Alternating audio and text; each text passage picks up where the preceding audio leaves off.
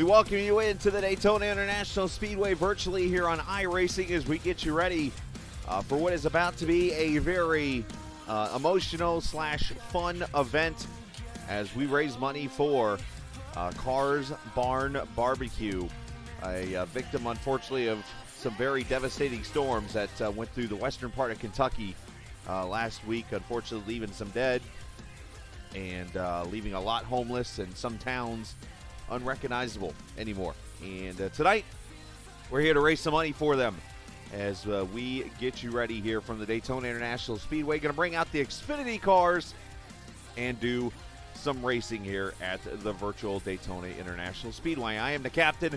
We appreciate your time and appreciate your Sunday here with us on the Captain Esports Network. You can donate, as you'll see also right there on the screen. But also down in the race information area, you can donate to the PayPal page that will support a family tonight. And that family we are helping out is the Flynn family, which is out of Kentucky, as they, of course, were victims of that storm that hit last Friday night in Kentucky, and it did a whole lot of damage and destruction and stuff like that. So the least we can do is help them out here this evening. So hopefully you can do that, and we will go from there as we have one of two races about to go on here as we do this first race. And of course, we'll be back here. We'll actually transition to the old Daytona and do some racing tonight with Sim 500 in the 87 cars. That should be interesting also here this evening. So let's get ready to put on a good show on the road. A big shout out to Ira Kohlhaas, who has helped put this event together. Him and Brandon Massey and the guys from Bohica Motorsports have put this race together, and we are going to have some fun this evening for a schedule of 150 laps. There's also a 2-hour, 25-minute time limit. So whatever gets here first will be the one that counts.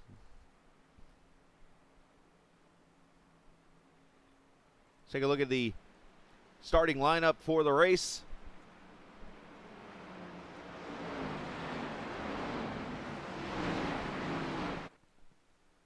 Never mind, I can't get the grid to work, so we won't do that. So you will see over on the left-hand side of the screen. Actually, that's what's going on here. So give me 1 second, and we'll get that fixed in 2 seconds.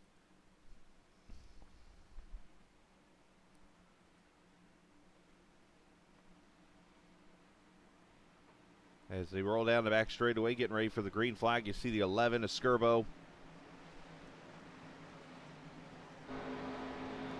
He will start P1 alongside of Keith Fallen, Cade Ferguson, Doyle Lawrence, Dave Bragg, Sam Kohlhaas. Excuse me. Nick Alford, Brandon Massey, Landon Quisenberry up there in the top 10. As again, we get ready to do some racing here this evening.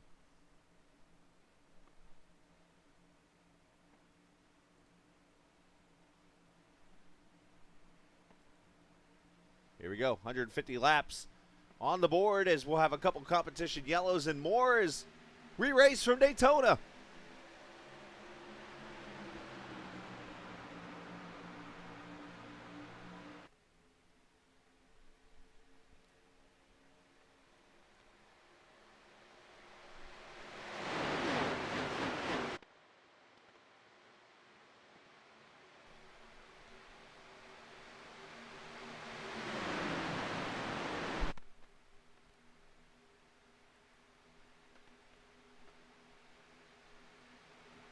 You see immediately some cars going to the back. Quisenberry and Ferguson going to go to the back of the line. As you see the 09 of Fallen go to the front.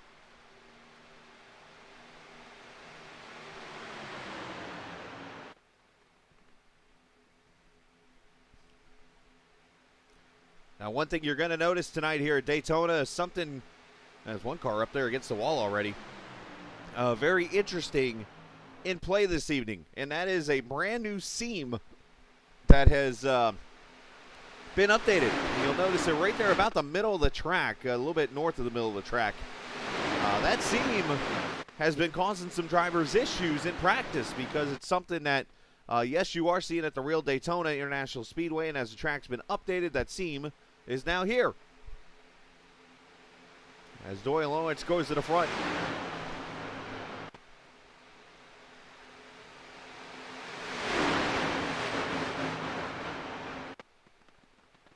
As off the fourth turn, you see Brandon Massey going to take the lead with Alford up there on the right hand, or the left side, I should say. And there's the Dale Earnhardt paint scheme, the old Olympic 1996 paint from Downing, up there in the third position right now.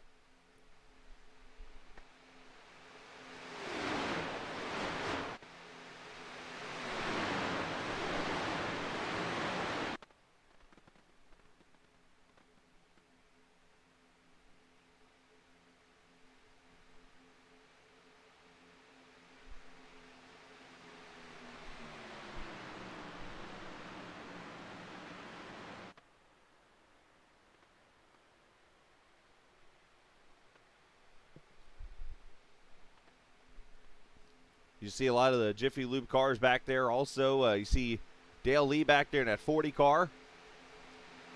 Dennis Bruce there in the 26 up top. That 83, cool-looking paint scheme there from Jacob Fifield. The Jeff Burton special, as I'm going to call it.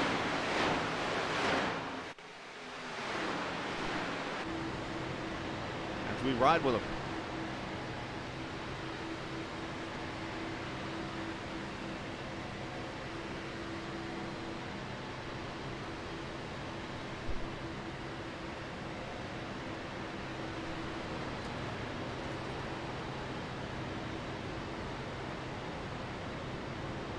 Last time by, had a 47.96 there for Fifield as these guys running the draft, kind of getting a feel for each other right now. Kind of spread out, 100% fuel, so you'll see them go full distances when it comes to runs to pit stops. As I drop my phone, forgive me.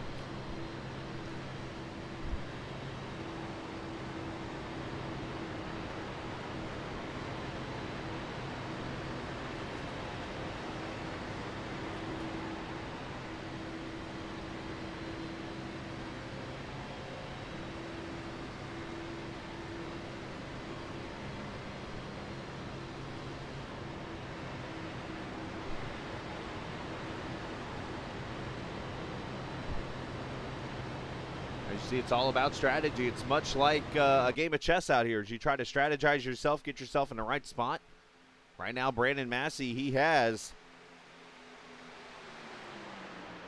the 65 up there to front. He's got his teammate there to his outside in the 29 car.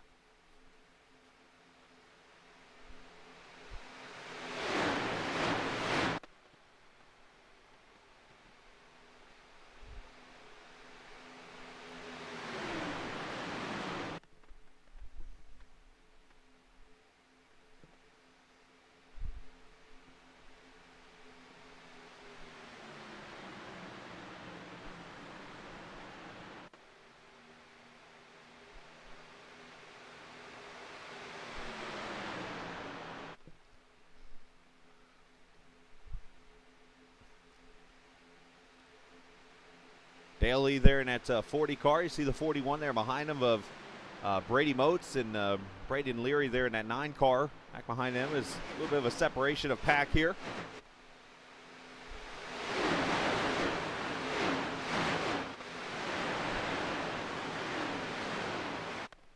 All about patience here this evening. Of course, 150 laps. That's pretty much near the 400-mile mark. As a matter of fact, if you do the math really quickly, that's 4 laps for every 10 miles. So as you take away 10 laps, basically you're looking at 25 miles. So this is a 375-mile race this evening that we're running here at Daytona. Now, what is the part about falling out of the draft that can hurt you?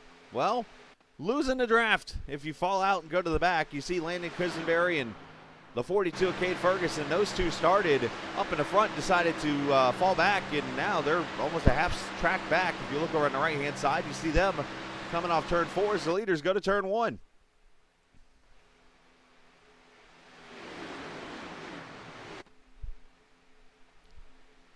Our cameras tonight presented by TrackCams 4 Gourmet. You can check them out online, trackcams22.com. Of course, they are home of the Closest thing to real-life cameras you will see in iRacing broadcasting. It almost looks like the real race here on TV if you're watching a race from Daytona.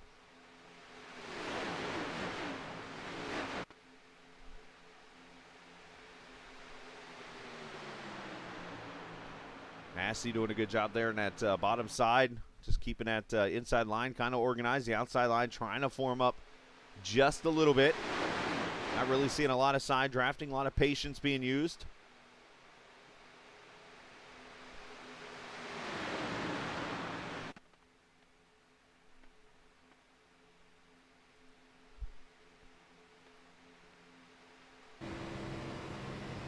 Braden Leary there, the top side in that 9 car. Kind of leading his own organized lineup there in that high side right now.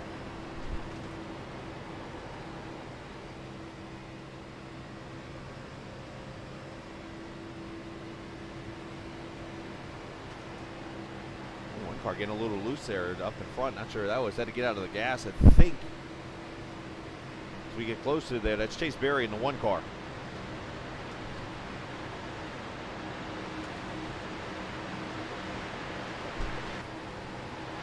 Oh, contact! Leary and a 23 get together to 1 into the wall. No caution yet. I don't know if anybody spun out. I think everybody's, oh, wow, the 9 just completely lost its front end.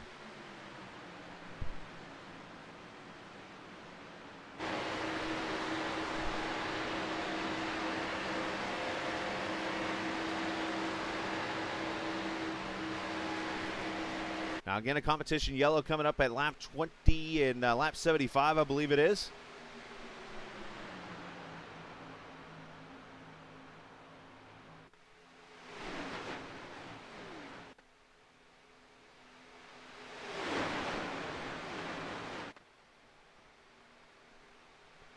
That 93 car up top, that's Ryan Reeves. Ryan with those gold numbers on that car.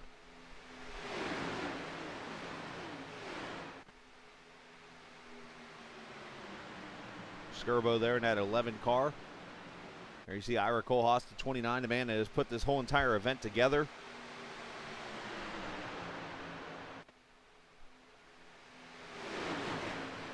I can tell you as of right now, I know the value as of last night, talking Ira, and that's including a donation of our own of $100 from the Captain Esports Network over to the Flynn family. We are up to somewhere in the $700 range, I think Ira said, raised for this family. So awesome job. Appreciate everybody doing what they do to help this family out.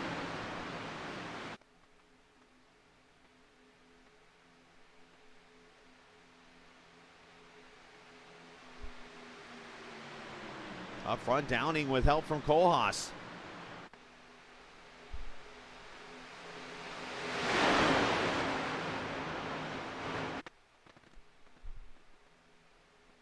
I can see already that Seam on the high side is playing a role because if you look in the corners, you'll notice that 3 car kind of goes and sits down on the door of Massey while Kohlhaas goes up above it.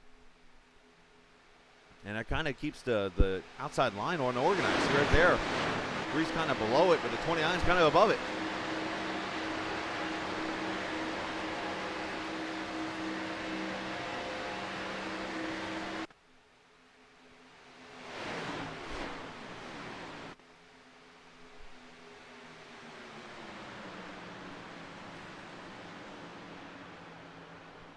There's Sean Judson there in the 19 car, running in the 13th position.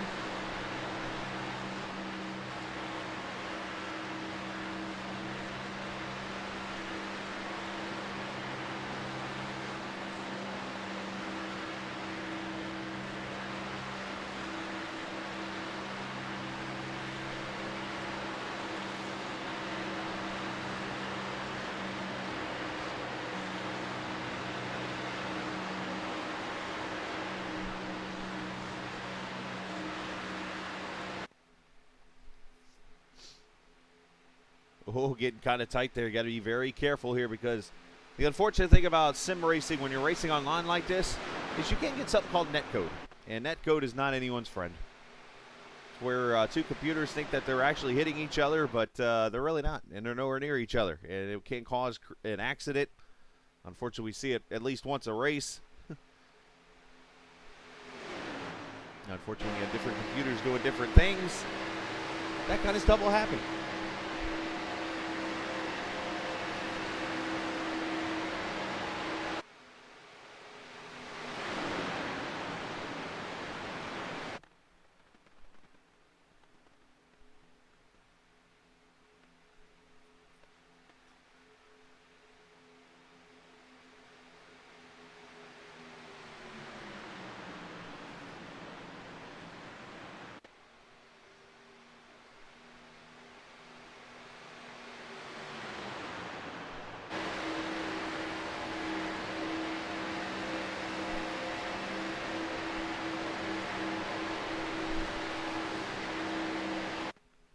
As Kolas going to go 3 wide top side.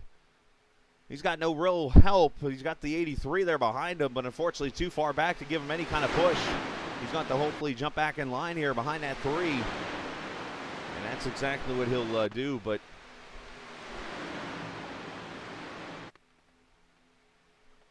you know, these B cars or Xfinity cars, as we know them as, put on such a fun race here at Daytona.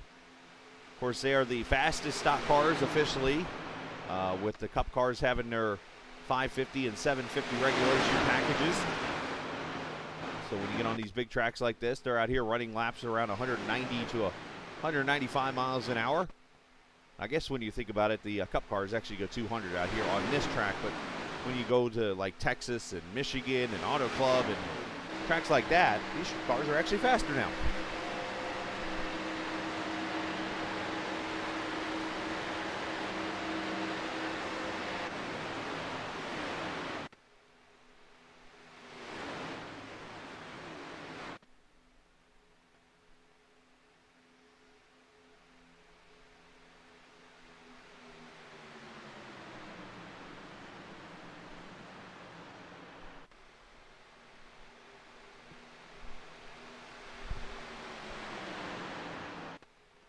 Oh, that was close. Kolas got a little tight behind the 3 car. About hit the wall off 4. 17 laps in already. Have this 150. All the different strategies we got going on. Let's check back here. There's Blade Timmons, Brandon Murray, James Rep, Thornhill. These guys is kind of riding it out a little bit here. As again, they know a competition caution's coming up here at lap 20. Appreciate the viewers watching tonight. If you're new to the channel, you can hit the subscribe button. Of course, if you're on Twitch right now following, you can hit follow, and even on Facebook watching us right now, you can do the same.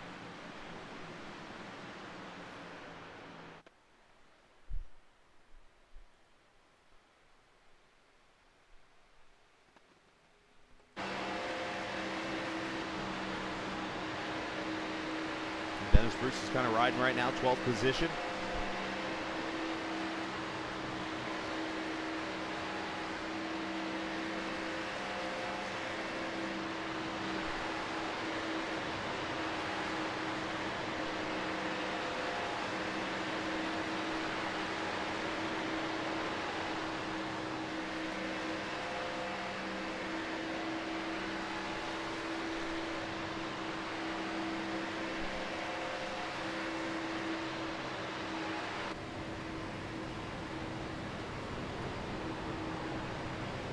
As you see these cars move around, the air is very effective in this sim, believe it or not.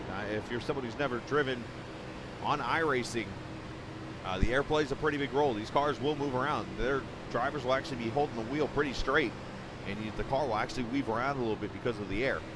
Just picture yourself driving behind a semi on the interstate. You'll notice that the turbulence, as they call it, hits your vehicle, and you're kind of moving around a little bit. And imagine pulling out from behind another car or a semi on the interstate, and all of a sudden you get a gush of air hitting you. That's what it feels like.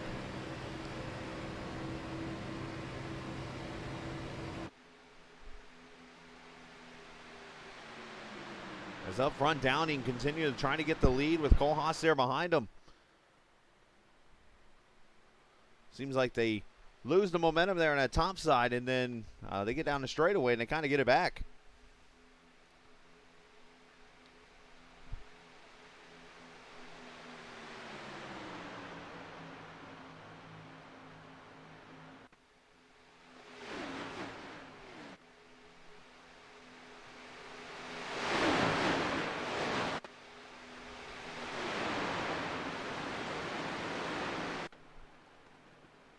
know, it's some cool looking paint schemes out here tonight. Talked about the 29 and the 65, also the 28 back there. Sam Kohlhaas, he has the Carr's Barn Barbecue, paint schemes there. You see on the 29, kind of a throwback paint, which I kind of like. You got the Jeff Burton X-Side batteries throwback there, back in the early 90s and 2000s. Of course, won itself a Daytona race in July of 2000.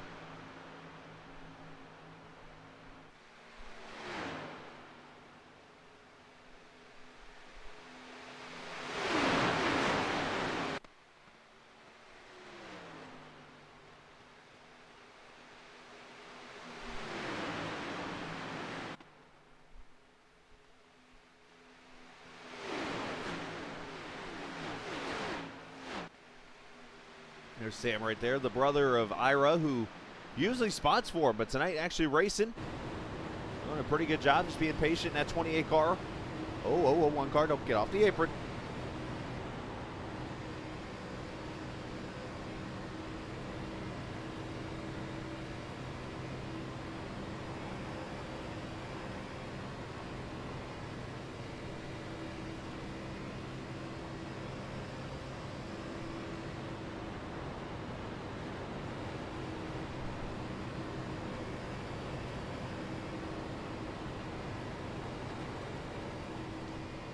They're going to be coming up on the back of the field here in just a second. The 44 of Jason Ayrson going to be the first car to get lapped here, who lost the pack a little bit ago.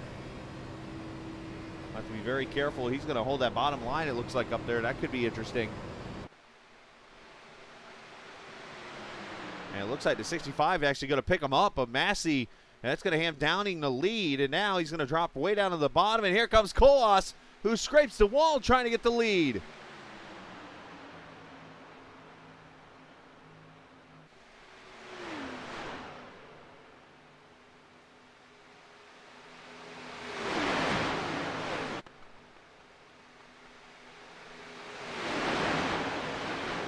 Now the teammate's going to team up.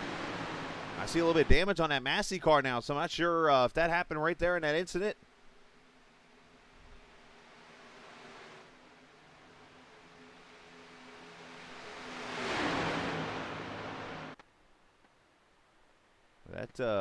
Just looking to the front ends of some of these cars to see if somebody matches that rear end. I don't see it.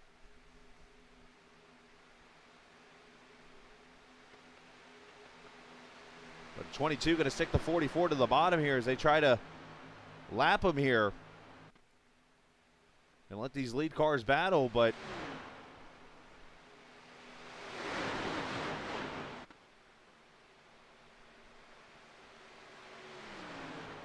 and caution is out here. Here's the competition caution. So, all right, that was 5 laps early on the call.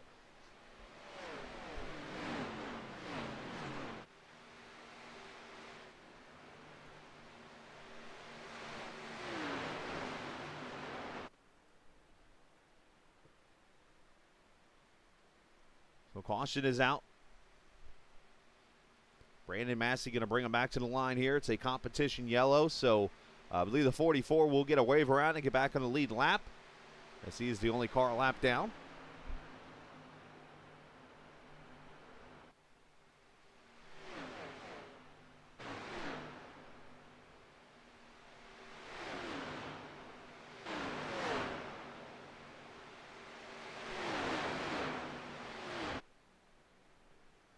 He'll catch the iRacing Ghost 4X pace car.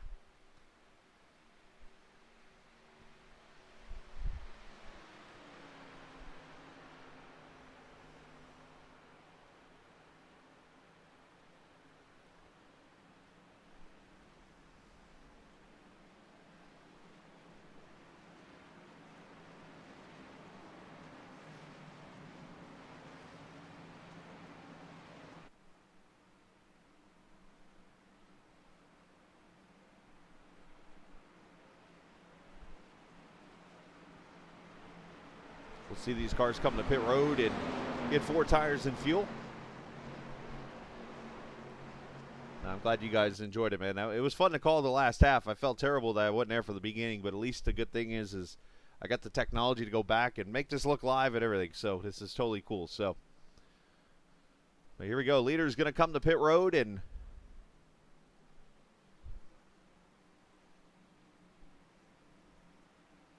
hey, well, look at it. That damage on the 29, that's going to hurt him a little bit. I'm sure he's going to try to get that fixed.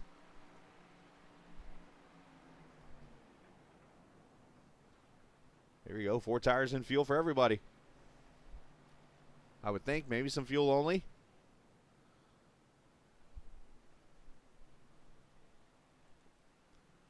And race off pit road, going to go to the 24. Murray, he'll looks like fuel only there for him. And the cool part about seeing the pit stops there on Landon Quisenberry's car right now, because he's the one that sent me this video. So you see the pit crew going to work over there.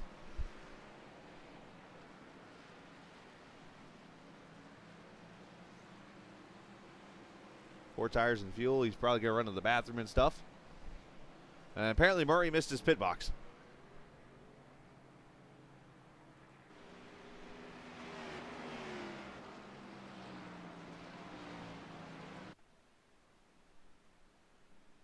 Murray running a really cool paint scheme, a race that I actually, believe it or not, actually adminned last season, or last year, I remember. The Drive for Diabetes Awareness paint scheme there on the front. Of course, I've gotten to know the family very well that represents that organization there. Of course, they're out there racing all the time.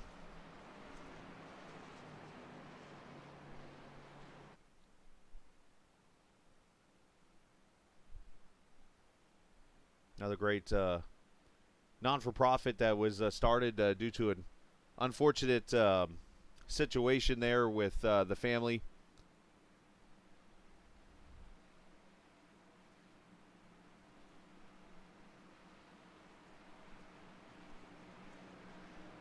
Conway Critty.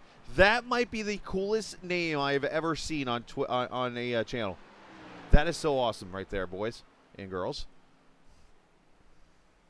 Hello, Wall. Nice to see you. Great line.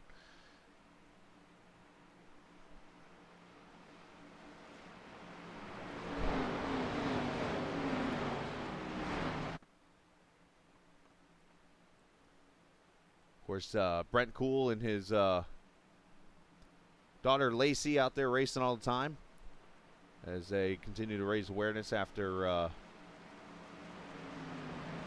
Brent had a son unfortunately pass away from diabetes, and a whole unfortunate situation there.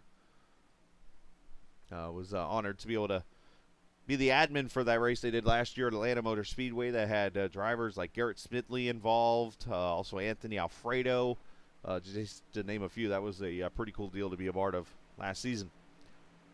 All right, now we're getting ready to go back to green at lap number 28.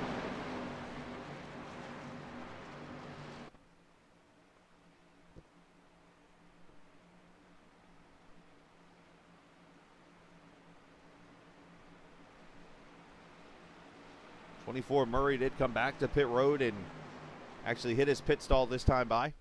I heard rumors they threw a can of corn at him or something to tell him where his pit stop was, but we'll see if that part's true. Doyle Lawrence going to lead him back to the green at lap number 29 in that 10 car. Pace car pulls off. Here we go. I say the 10 car. It's actually the 3. Sometimes the numbers do not match because of the way the paints are and stuff like that.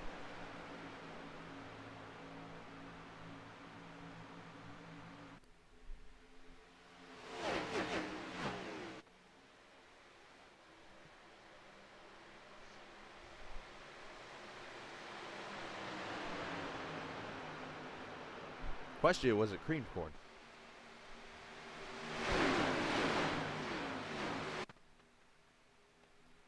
Blade Timmons driving to the infield like he just almost ran over a raccoon or something. But up front, Massey getting pushed to the lead by that 3 car.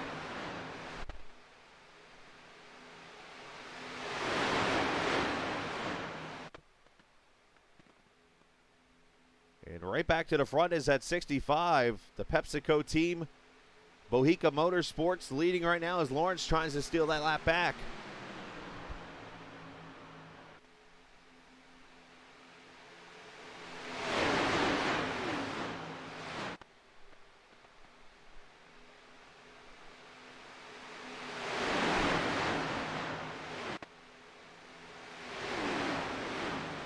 See the pack separating out into two. You see Dylan Gonis being the anchor, if you will, of the first pack there, and then Landon Quisenberry back there with Cade Ferguson leading that second pack of cars.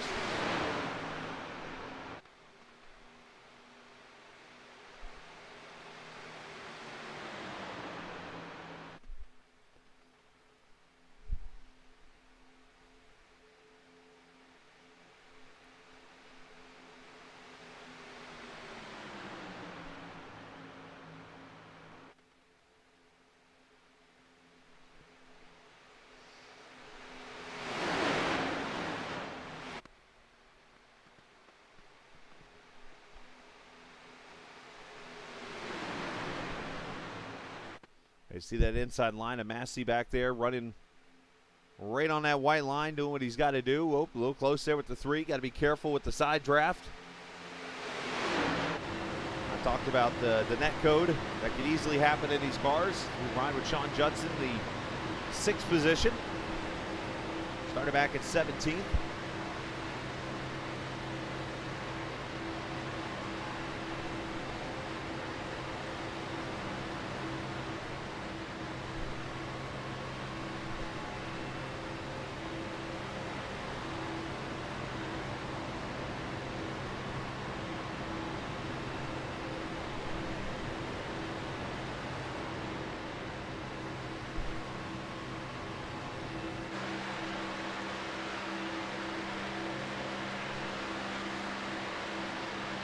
Oh, trouble. The 3 gets into Doyle Lawrence, who was spinning. Now a couple Jiffy Lube cars getting together back here. No caution yet. Everybody's still going. Lawrence somehow kept that car the closest to one piece I've seen yet. And now the caution is waving. So caution is out for the second time.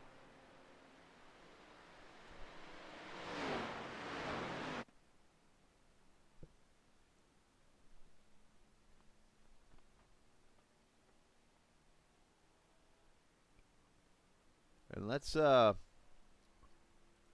see what takes place here, or not.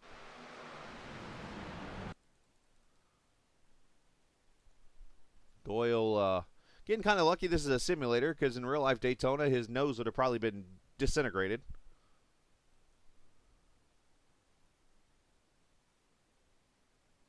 Ooh, maybe some net. We'll have to look and see if there was some net code there.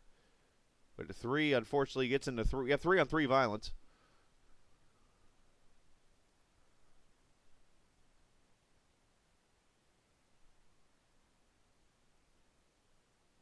Oh, kiss to the inside wall.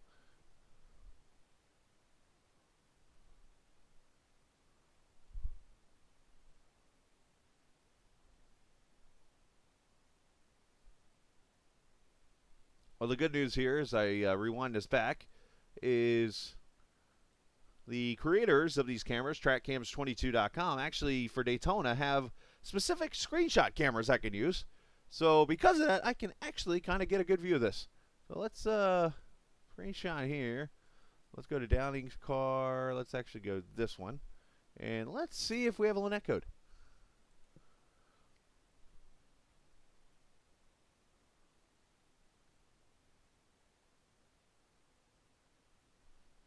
Oh, there's a bump actually from the 3. It sends Brandon up the track.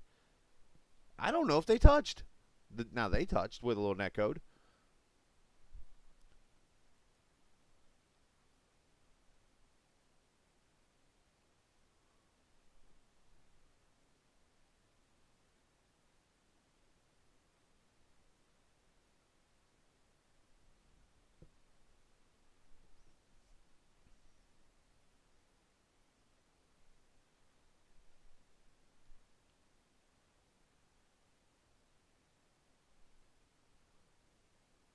Unfortunate deal there. As for some reason Brandon Murray decided to one-up him and try to do this himself. The drift for diabetes, we'll call it.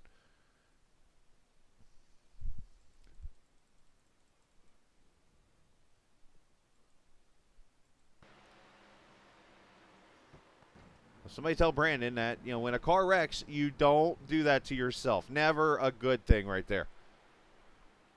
A great job on saving it.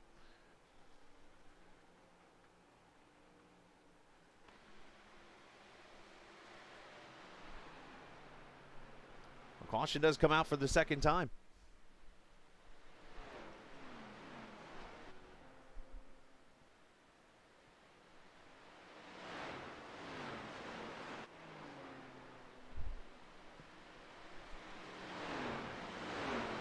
Conway Critties is now officially subscribed to me on YouTube. Congratulations and welcome in. Appreciate you guys joining us. And if you have not subscribed to my channel, I do ask that you do, because I'm on, well, outside of Christmas time, which has been, let's just face it, pure hell. Yeah, most of the time I'm on every night of the week whenever I'm not in the busy season for delivering packages.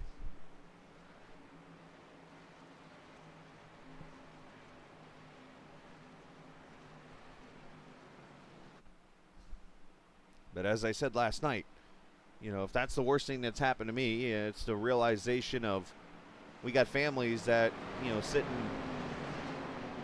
towns in Kentucky right now, and even Missouri and other states, that don't have a home or even a city to live in right now because it got wiped out by storms, which is the reason why we're here tonight. So in the end, it's like, my complaining is a cockroach on the ground compared to other issues.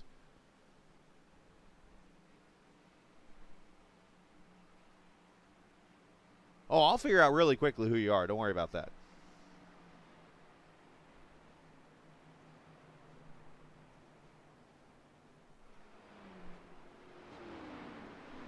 Here, for those who've never seen a live pit stop, well, you're not going to see it this time either, because Landon stays out.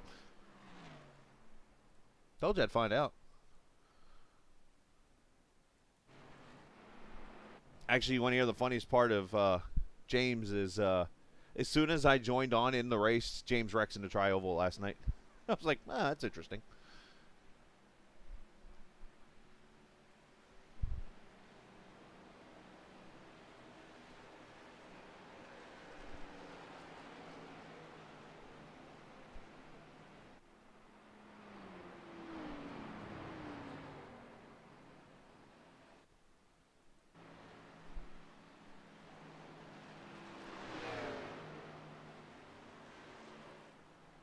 Now, interesting thing here is this is how weird this sometimes can be when you have a race that was ran last night, and this is a recording of the race.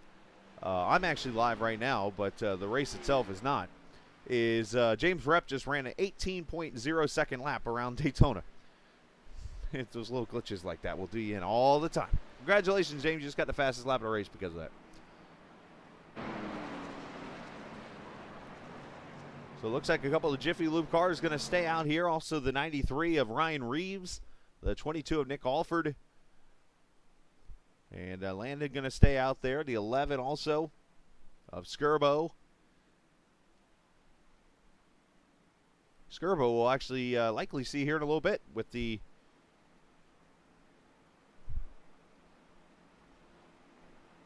Sim 500 League. That Super Speedway race coming up here in just a little bit from the Daytona 07 track. And they're going to run the 87s tonight. So, that should be a fun one.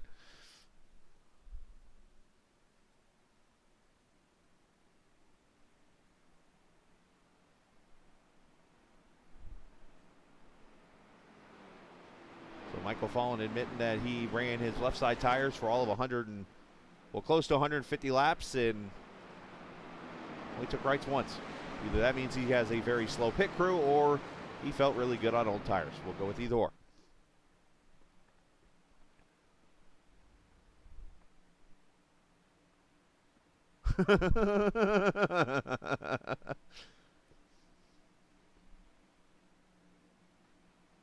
The Michael Walter button is actually when you crash coming off pit road.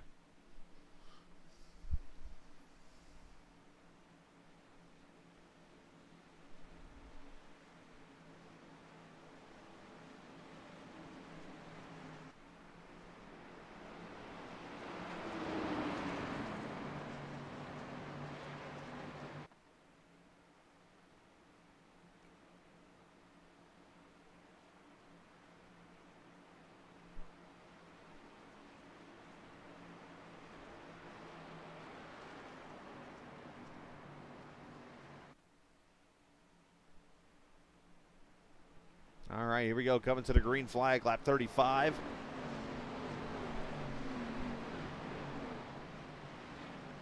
What is so far been a pretty calm event as we wrap up the first actual incident caution.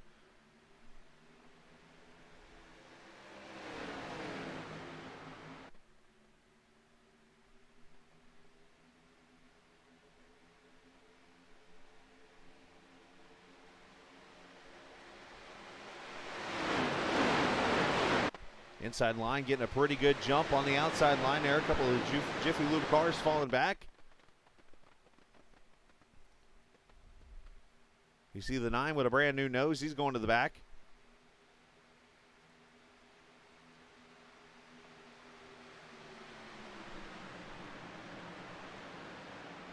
Dylan Gonis there in that 27 car.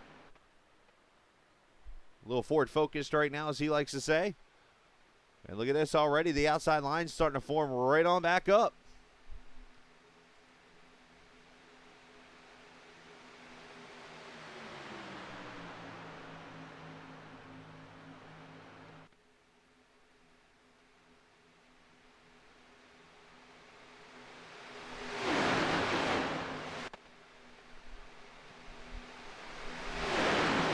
So a lot of people talking about, of course, the Repave of Atlanta Motor Speedway. I bring this up because obviously I've heard it, I've seen photos or so on Twitter and heard it being talked about a little bit. And of course, there was a lot of criticism for it. And that track is being shortened from 52 feet wide to 40. And I couldn't help but think, as we're racing here at Daytona, does anybody know what 2 tracks on the current circuit are actually 40 feet wide? One is the Charlotte Motor Speedway. I'll give you that one. Can anyone guess the second track that is 40 feet wide? I'll give everybody a minute to figure it out. Oh, one car getting loose. Everybody okay? Oh, nope, they're wrecking. Kolas gets turned. The 11, the 40 involved.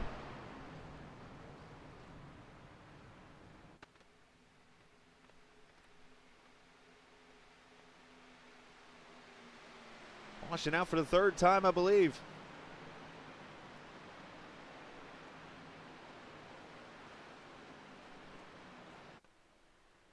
And correct, Brandon Murray, it is Daytona. So Atlanta is going to be the same width from yellow line to the fence as Daytona. And people think it's going to be very narrow.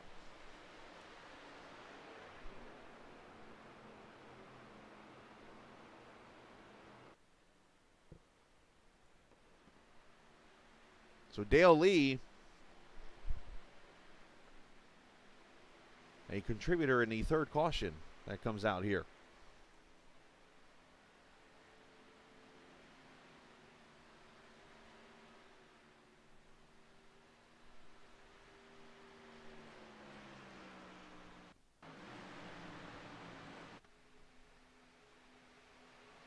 All right, there you see the contact with the 09 and the 3 gets into the 29, the 11, the 40. And everybody does a great job to lock this thing down. That could have been a lot worse.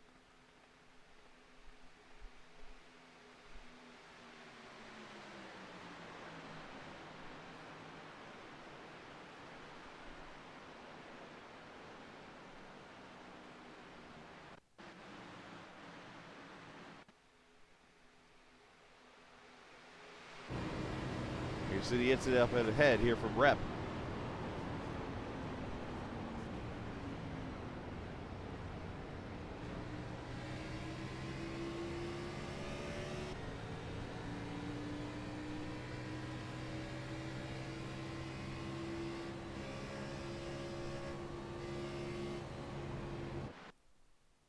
I hit the wrong button. Whoopsies, we're not live.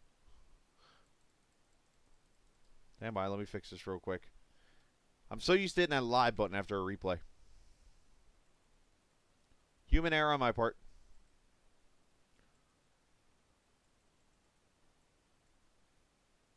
That was lap. That was right here, wasn't it?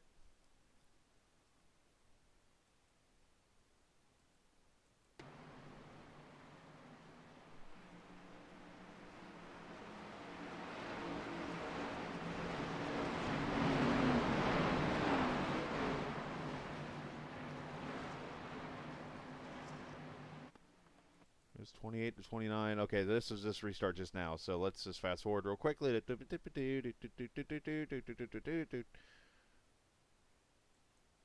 All right, so there's the caution.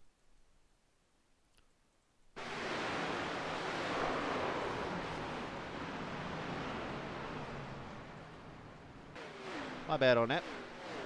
All is well.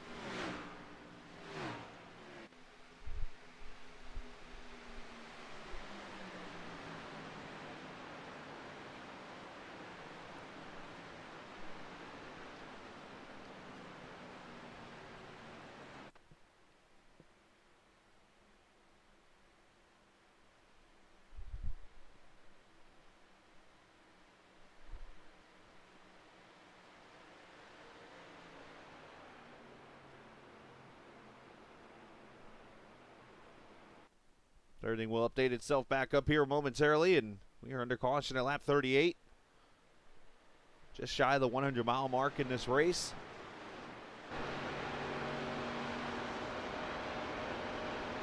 And if you're just joining us tonight and you haven't had a chance to do so yet, of course you can go and donate money right now to help out these great people. Information's right there in the bottom of the race info. Where you can do so, just donate there to Ira Kohlhaas, and he's going to be making a trip up there to Kentucky to give the money to the family.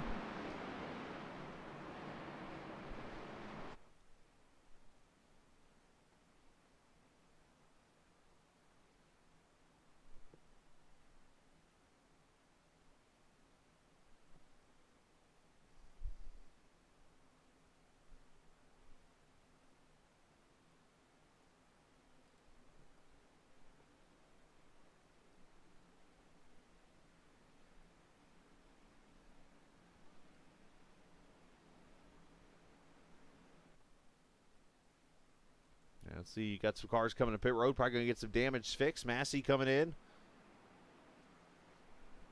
amongst others.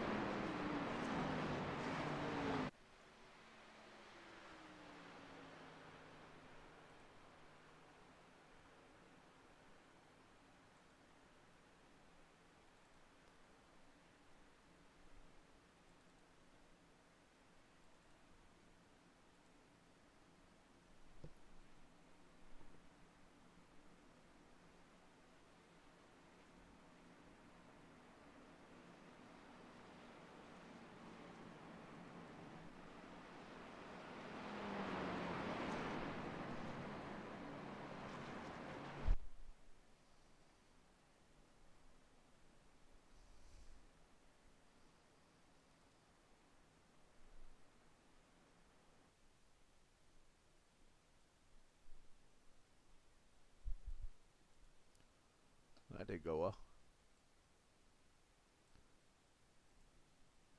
As you can see, I've messed a whole lot of things up hitting the wrong button.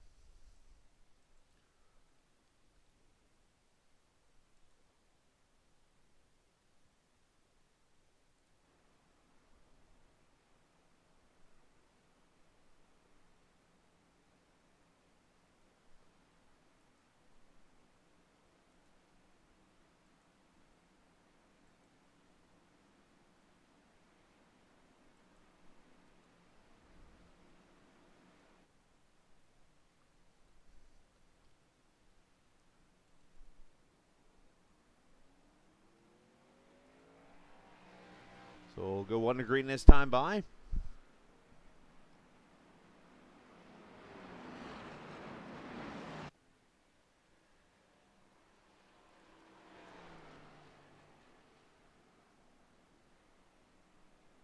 And I'm got to be honest here for a second. I probably got to pause this for a split second and go step away just to get something fixed really quickly. So stand by 1 second here. Forgive me for the delay. This is your chance. Go to the bathroom, get something to drink, whatever you got to do. Check on your fantasy football team or whatever. This won't take me long to do. Just give me 1 second. It's the only weird things that happen when you have a recorded race with telemetry and stuff. It's very tic-tacky, maybe? Good word to use?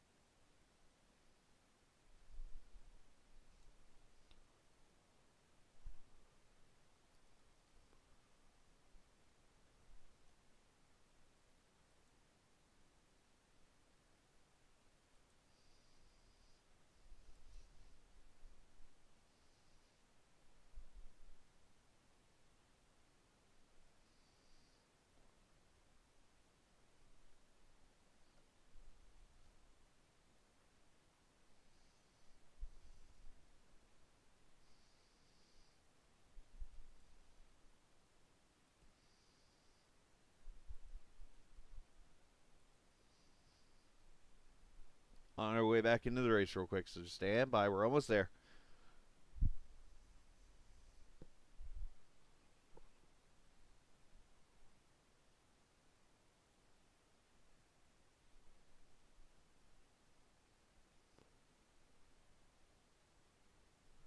Making a note to self, don't hit live.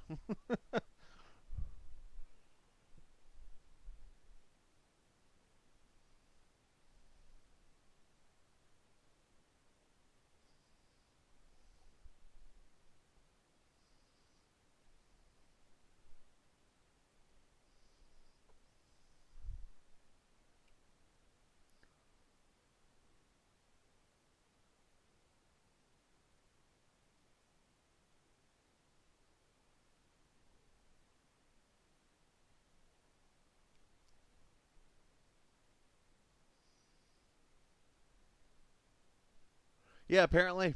But at least I'm trying to if I'm fixing it as quick as possible, and there's only one way it looks like to fix it, and I'm almost done with it. It's not even really a matter of me hitting buttons. I have to go. Basically, long story short, the app I use for the telemetry, if I'm not in the race myself, it says that the person doesn't exist or whatever that's in the race that gives me the replay.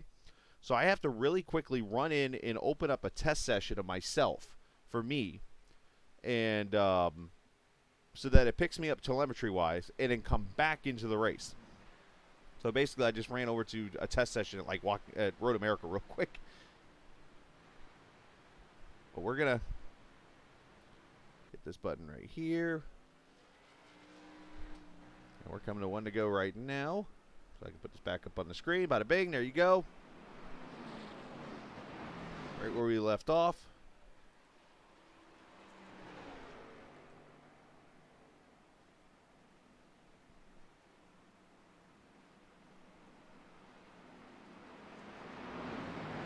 Oh, son of a... It's not going to work. Only because I just realized I didn't have the app open. All right, so you're going to watch me do this live now. Watch this. So I have to stop, leave the room, come back over here real quickly. Hit this button here. Get the replay up over here. You're going to watch me fix this live. I forgot to have the app open when I went to the test room. Test car. Send me into the trucks at Road America. Here it comes.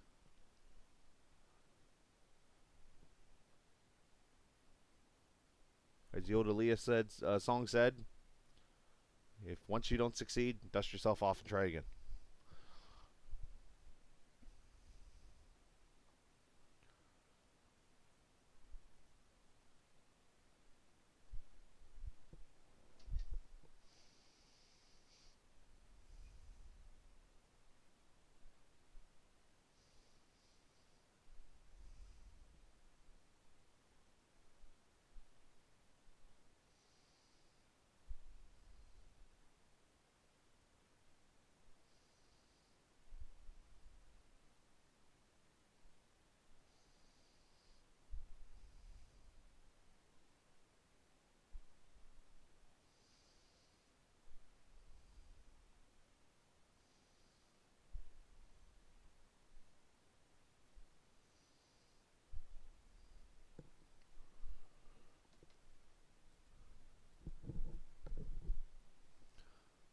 Alright, so there's just random tests with me at Road America.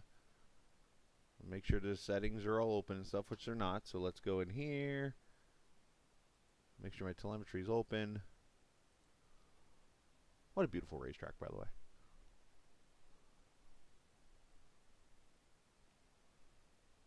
There you go. Got it open, so now we can leave. We go back. See the settings all come up?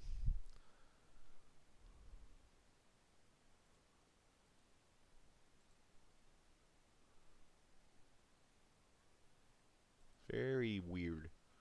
You could use the term meticulous if you want. Nitpicky, you can go with that one if you want.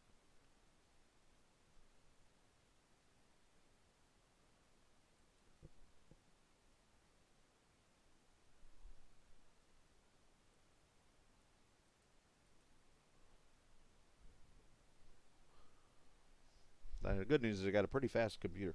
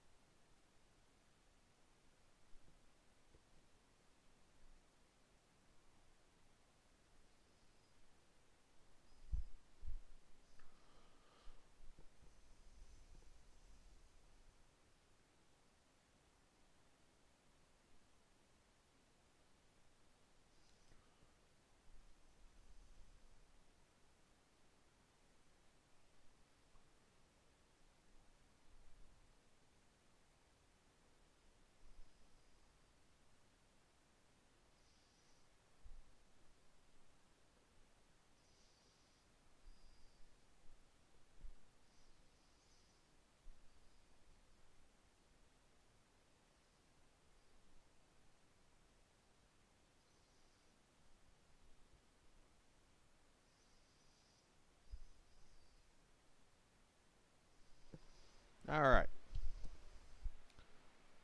So from there, I just go over here, gotta hit the button. Let me turn off so I can get over to the laps. And just go down here to lap 40 real quick. Box is set up to where we come to the green. There it is, bada bing, and guess what? We're back. Except for now my logo don't want to show up top, but that's a whole other story. I can fix that later.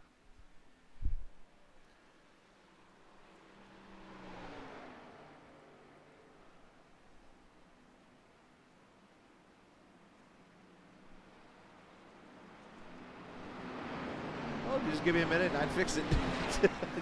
That time you got to actually see me do it live. What's the lesson here? Scala, don't hit the button.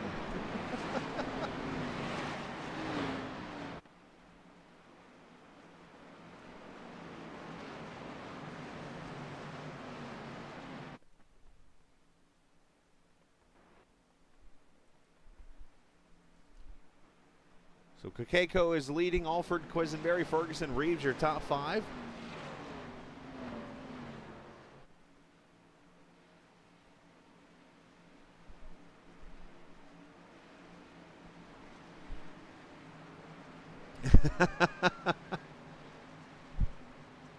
Don't do it.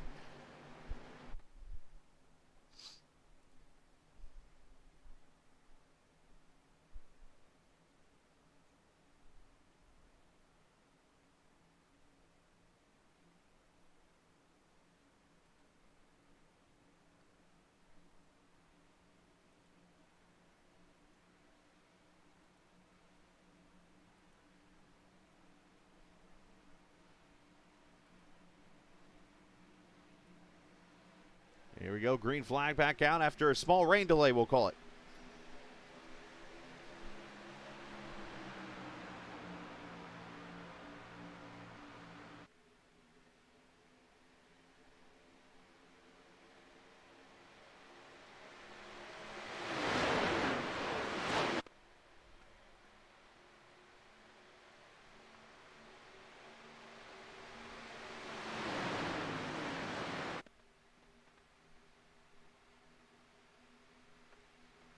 Thirteen car jumping out of line there, almost got hit. Maybe everybody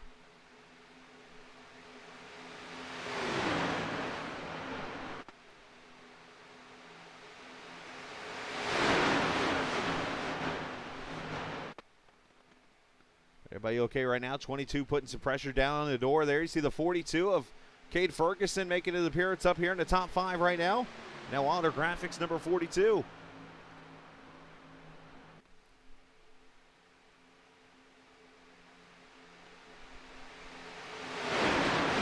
I'm reminded of the great movie Men in Black, where Tommy Lee Jones sits in the car the time they actually have to hit the red button. Tommy Lee's like, hey, remember that little red button? Yeah. Push the little red button. And you might want to put on a seatbelt, too. Great movie.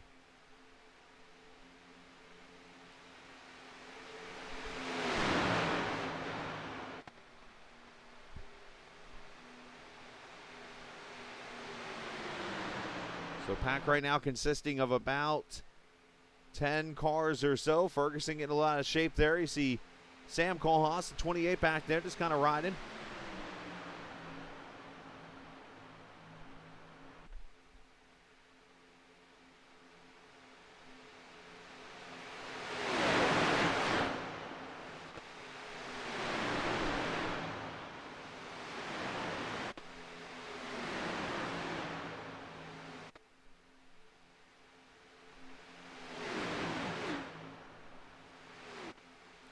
Blade Timmons kind of riding back here with the 41, biding his time.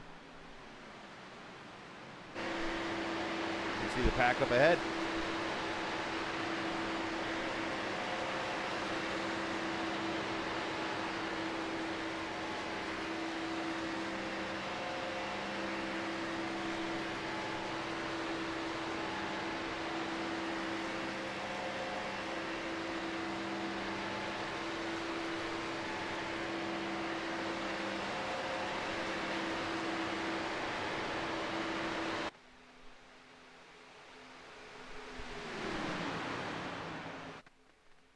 So Kakeko is continuing to lead after cycling out to the front after that caution. He's got Q there behind him pushing. Of course, Q winning the LSRL Cup Series race here before they swapped over to the Truck Series season.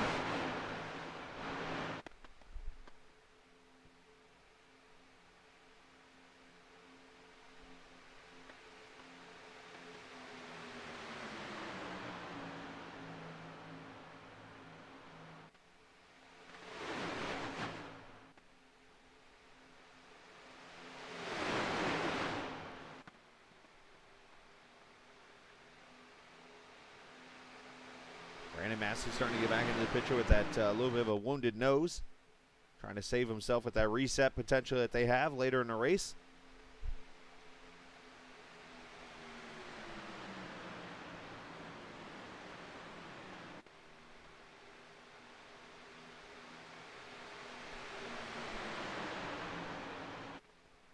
Oh, Q with a power move to the high side here.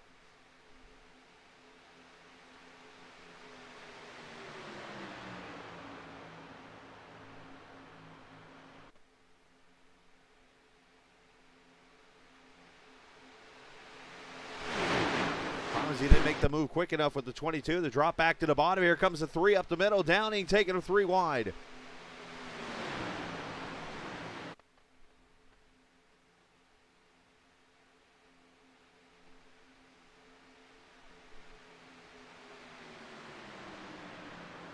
Ryan Reeves maybe having some connection issues in the 93 car. Tough break for him.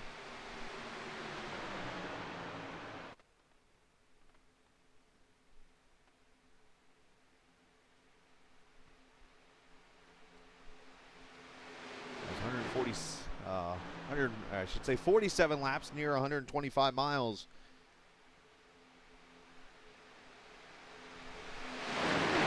This Carr's Barn Benefit, which of course the Carr family have a barbecue place that was in Kentucky. Of course, unfortunately, the weather did its part there, as I mentioned, that talent stuff. That's why we're here tonight helping out the Flynn family, who are racers themselves.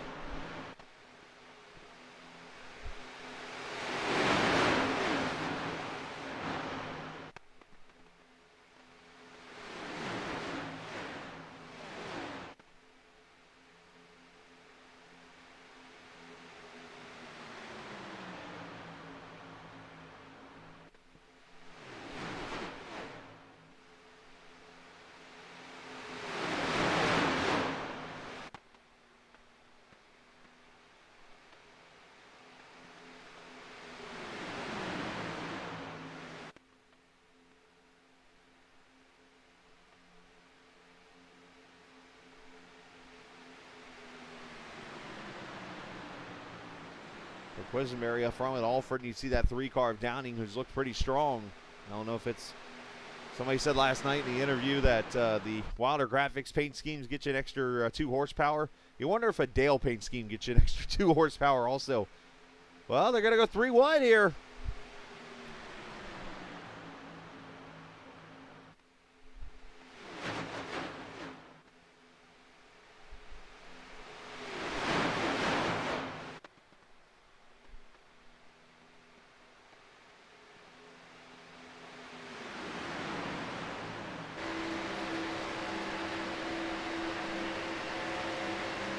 They're doing a fairly good job being patient here in this race. Of course, very tricky when you're out here. A lot of these cars maybe have never ran at a race together. A good portion of them have with LSRL and other leagues.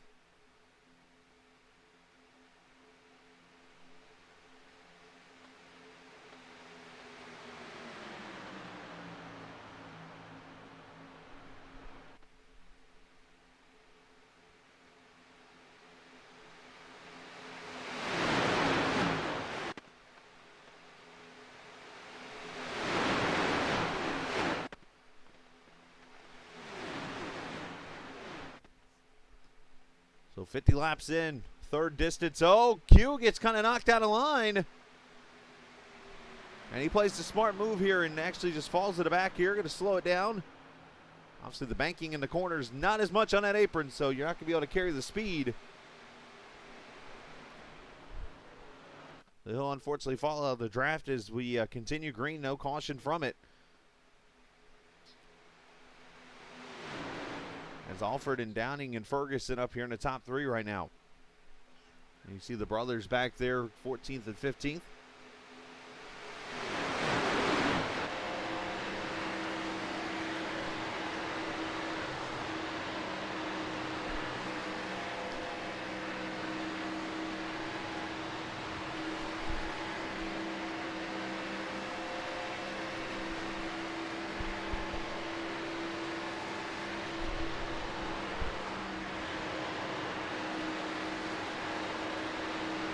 I'm my mic here for just a quick second. I'll be right back.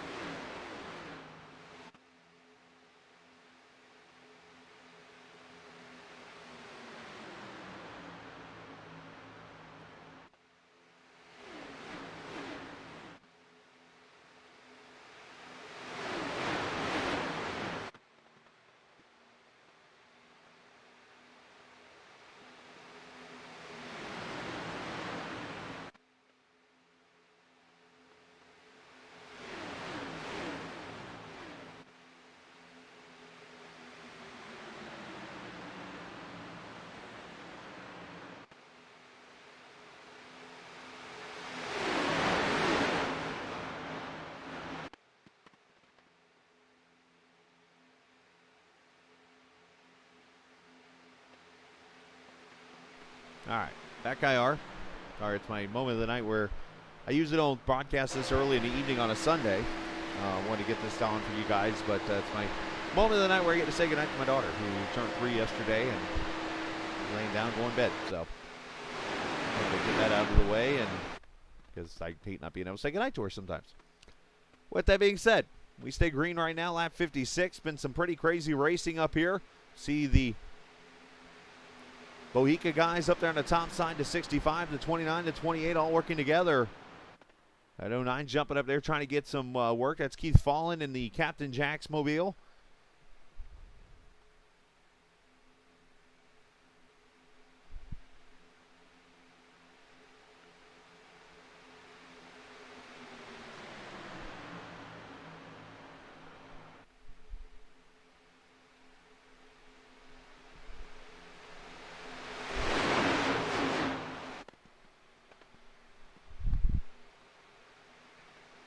Of course, we've had 3 cautions so far in this race. As you see, the 31 of Bragg dropped down to the bottom there with his teammate in the 13 car.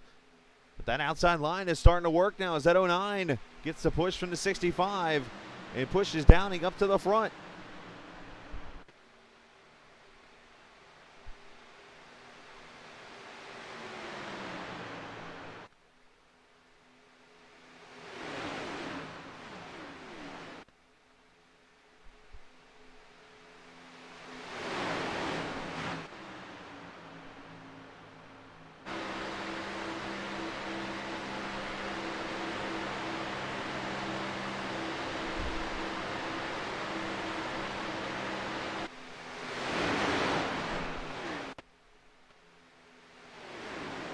Right now we've got 19 cars in the lead pack. Dale Lee being that last one in line.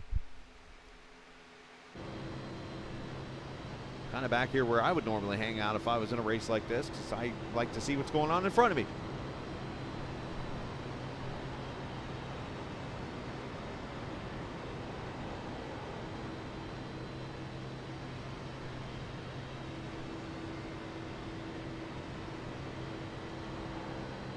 It's like the one thing out of all of racing you can control when you're on a super speedway like this is where you're at right here in this race and what's going on around you. You can't control what other people do. You can't control what happens to you outside of your driving. So when you're in that spot, where's the best place? I feel it's the back, because I can control what's going on in front of me and what happens to me from it.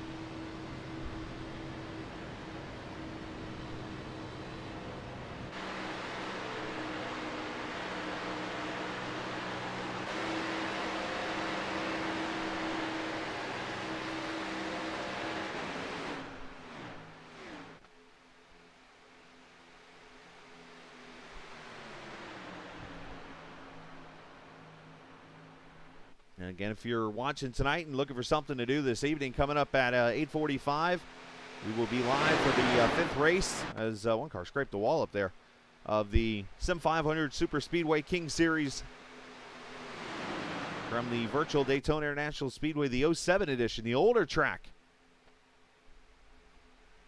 The one that has all the bumps and stuff. We'll be in the 87 cars there, so we're going to see some wild racing for 68 laps coming up here in just a little bit. Speeds of over 200 miles an hour on that track.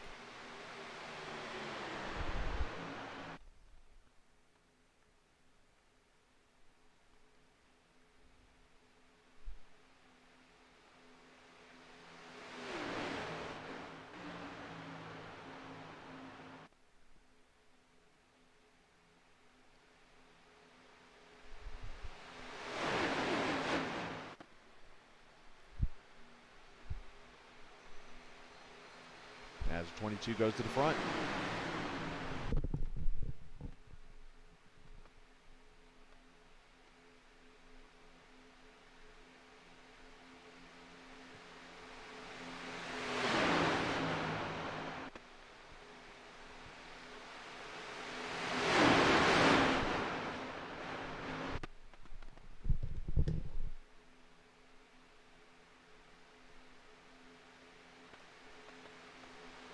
Check out the car here in the 10th position. Remember earlier in the race, goes a lap down. I'm talking about Jason Harrison. He is now up here to 10th position, got the lucky dog, and has got back up here in his lead pack. It's a little bit. He is riding 10th position. Good job on his part.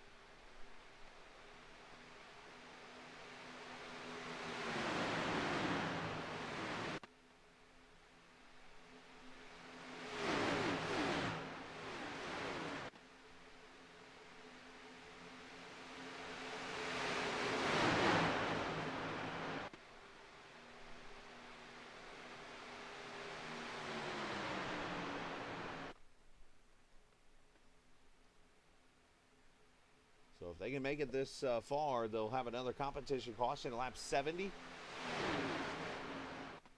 now, lap 62, just past the 150-mile mark of this race.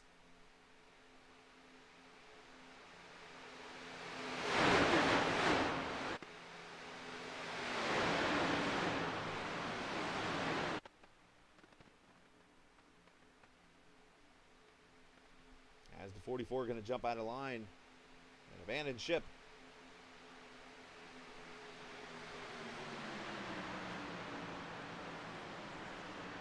Oh, the 09 with a move. Almost got loose making it. Had to turn the wheel a little bit too much there.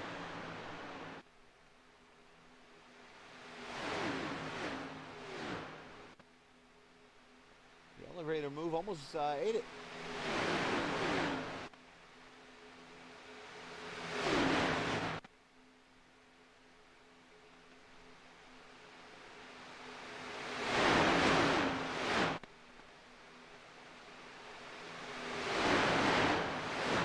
With help now from Massey, going to go back to the front. So the Luica guys looking pretty solid right now in this race. Top three cars on the outside line.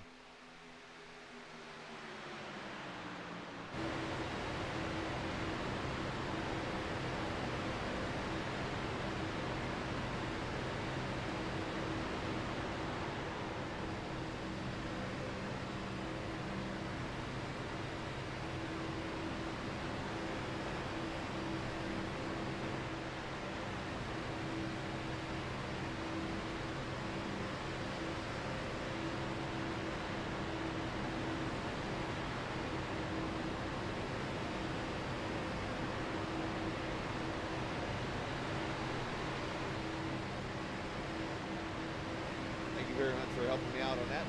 2209 teammates in the High Octane Sim Series. Racing out here tonight. That's Fallen and Alfred. It's good to see different series out here racing with these guys too. I'm not sure how they all know each other or whatever, but it's really cool. Ryan Reeves shooting the middle here, going 3 wide. Yeah, caught the 26 out of shape there a little bit.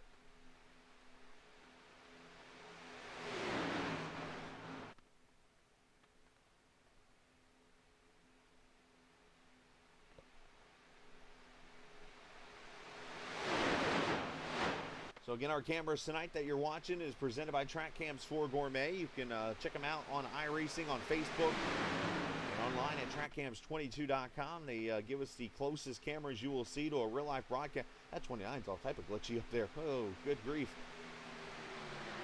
Closest thing to real-life cameras, like you're watching an actual race on TV right now, which you sort of are. Just check out trackcams22.com to check out these packages you can run for road courses and ovals and rally cross tracks and so much more as the 22's in the sucker hole.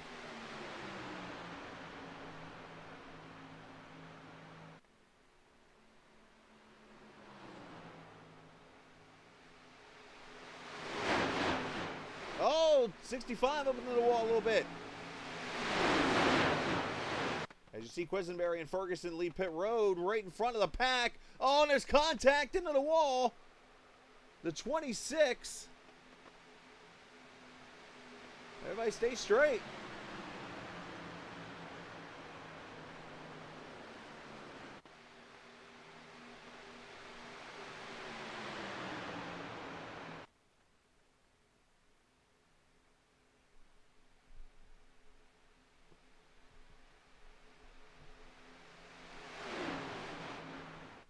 And no cautions, we stay green here.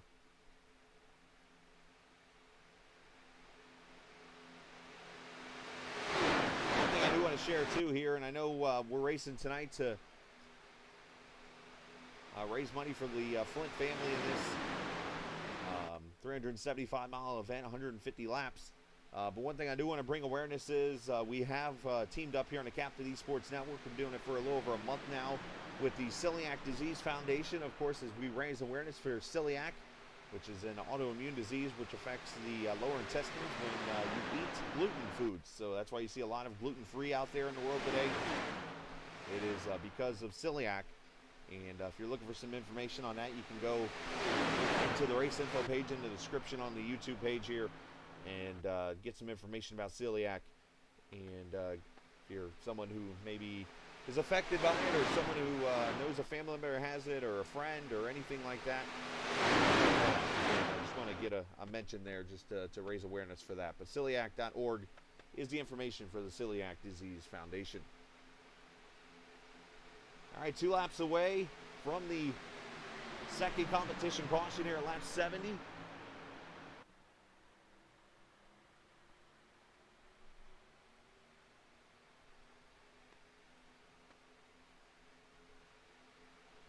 As they come off turn 4, Keith Fallen going to lead them to the line.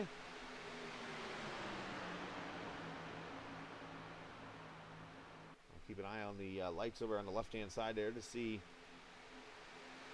when they come on.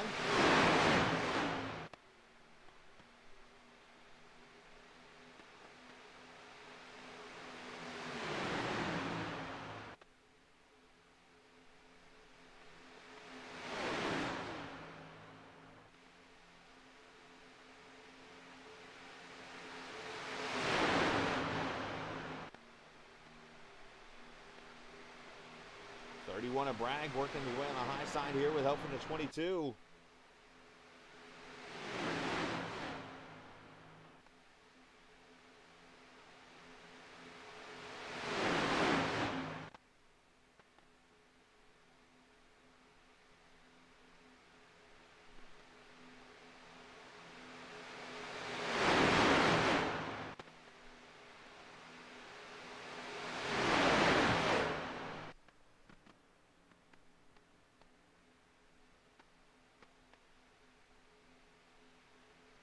Dowling helping the 09, and look at Judson come up into the picture here. Brandon Murray dropping some knowledge on me of that's 6 cars. Holy cow. All teammates with each other.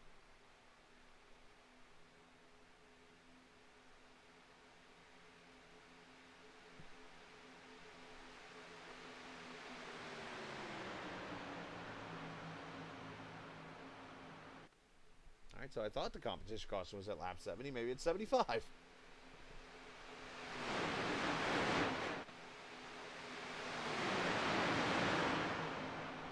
everybody starting to get kind of single file up here in the front. You see Ferguson down there at bottom line, trying to work his way to get back on the lead lap. He's got his teammate there, Quisenberry, behind him.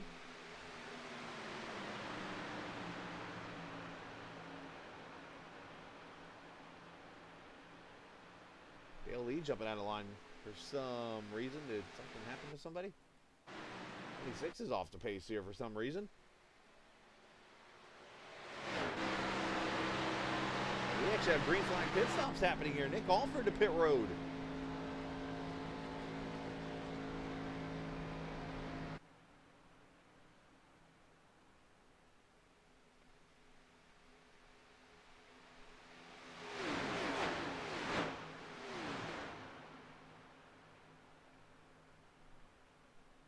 The pace car driver looks pretty focused, huh?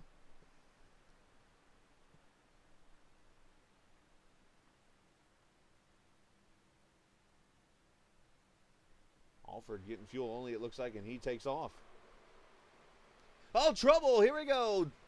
Bragg involved. Barry. Also Massey. And that's going to bring the caution out. Oh, Ira Kohlhaas also in it.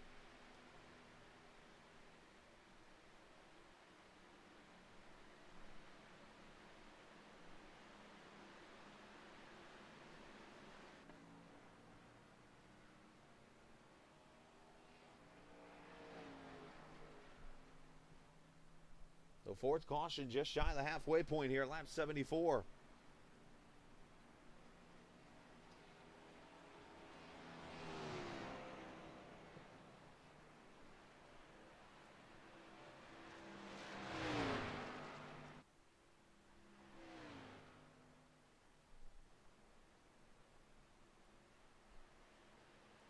Unfortunately, saw one car sideways and peeked out of the corner behind, saw 3 or 4 cars sideways.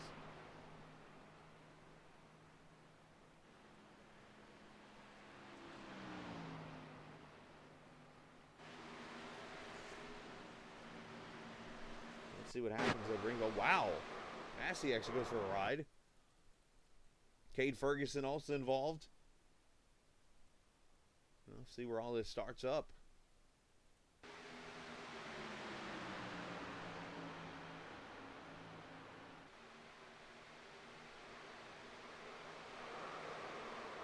Add the 83 to it. That looks kind of weird. It almost looks like the 65 got loose in the middle there.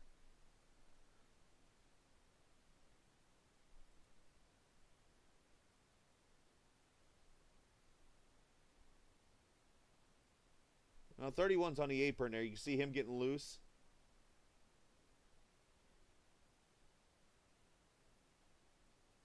He and the 65 just come together. Chase Berry nowhere to go. Cade Ferguson nowhere to go.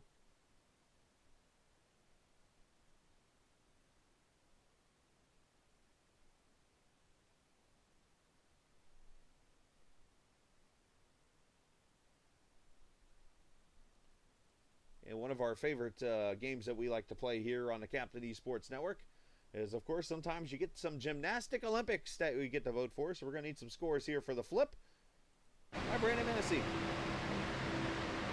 Oh, by the way, you, the viewers, are the voters.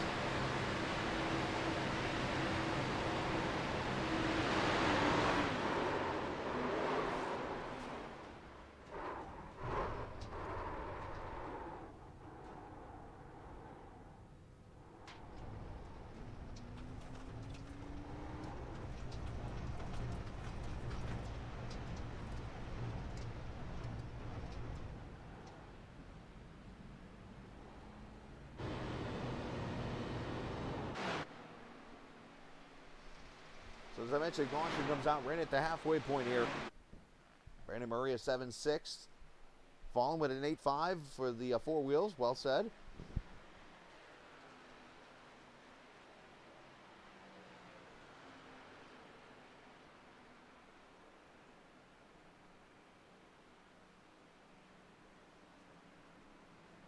Now he hit the wall, which is funny because every time I see something like that happen over there at that part of the track, I think of an incident that happened in the 1981 Daytona 500, I believe it was, with Jeff Bodine.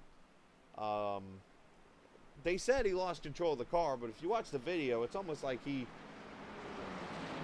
looked like he was trying to get off the track in some weird way. But over there, it looks like he spins out, and at the time, there was no wall in turn 4 over there. It was actually a place where you actually can go over that berm and into the infield. Well, Jeff Bodine proceeded to go over that berm and down into the infield just randomly. It was kind of weird looking. Still one that is an interesting looking wreck. You can check it out on YouTube, actually. The 81 Daytona 500, or look up Jeff Bodine. And obviously it's going to show the truck race in the majority of those, but you know.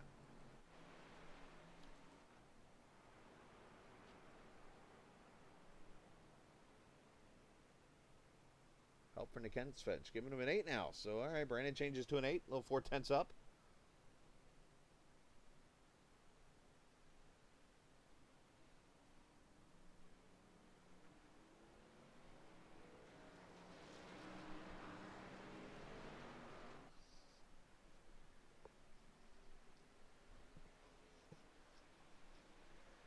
So 4 tires and fuel, and they pull away.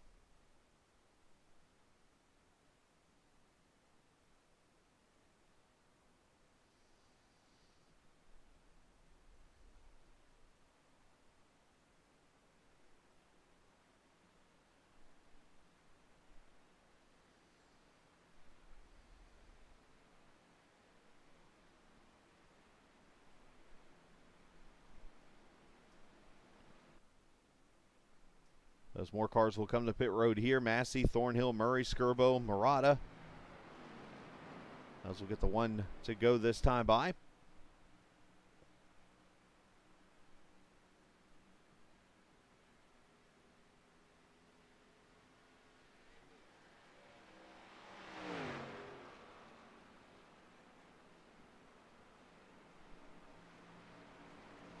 You're going to get the wave around, and he'll get back on the lead lap.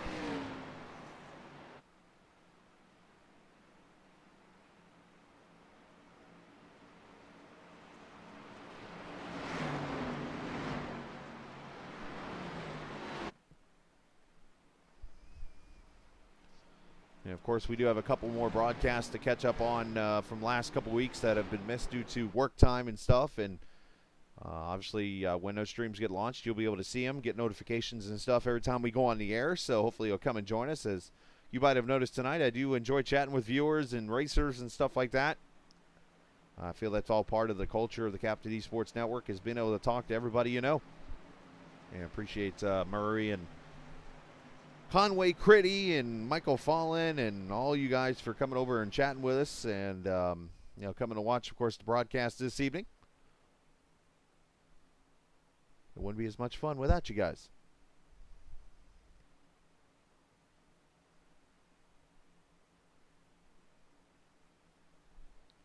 And obviously I didn't get to, the way pace car lights are back on, actually. And there's JT watching us tonight.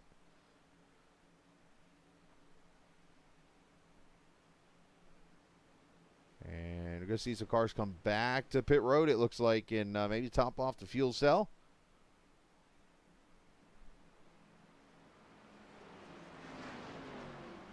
And we'll try for a second time to go, one to go.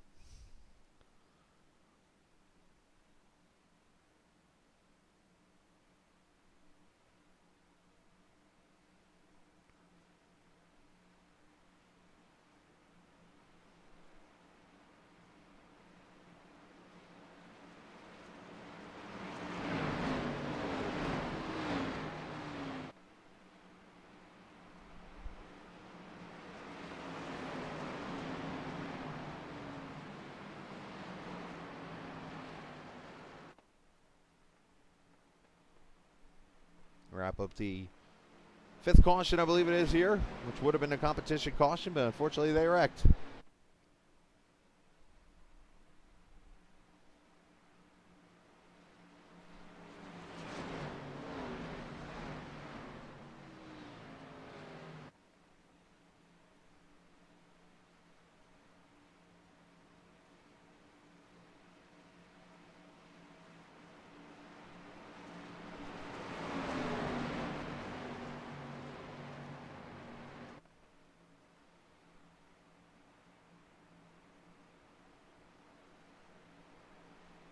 So we'll go back to the Greenwood, Fallen up front, Judson, Brad Kukeko, and the 44. How about that?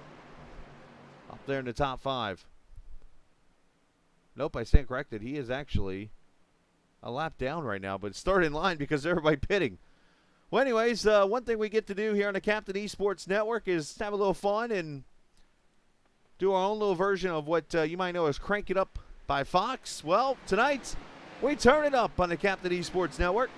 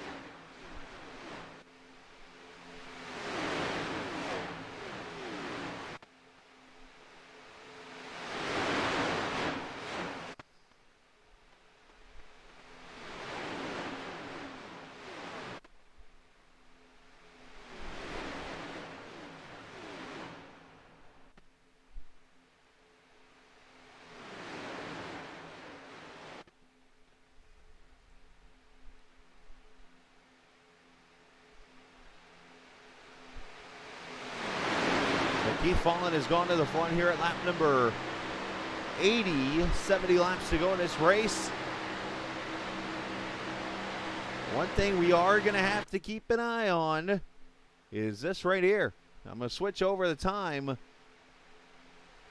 And you see 1 hour and 4 minutes to go in this race right now. So can they do 70 laps in 1 hour and 4 minutes? I think that is going to play a crucial role in this race. You see the 44 trying to get a lap back on the high side. Oh, contact. Here we go. 13 in the wall. Massey going spinning. This is going to be big.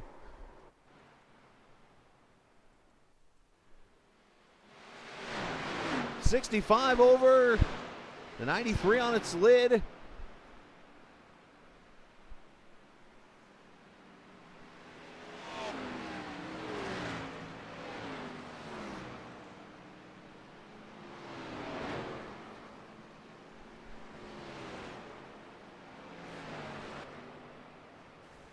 That was big.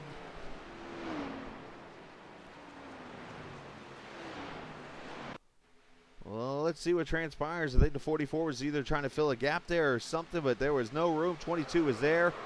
13 and 44 to the wall. 29 goes for a spin. Also the 28 to 26. Dylan Gonis gets a piece. The 93 goes for a ride. Oh, we might get a double judge tonight on the 65. Dale Lee gets through, looks like. There's at least 10 cars involved in this one. All right, judges, get your scorecards out. We will start once again with the 65, Brandon Massey.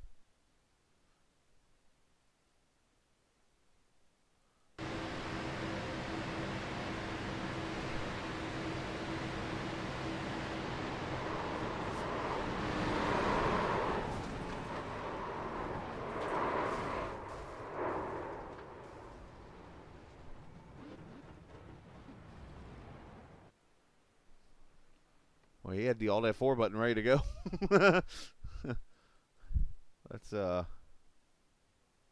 There's one. The other one was the 93 car. 2.5 and a 4. Wow. Tough crowd tonight.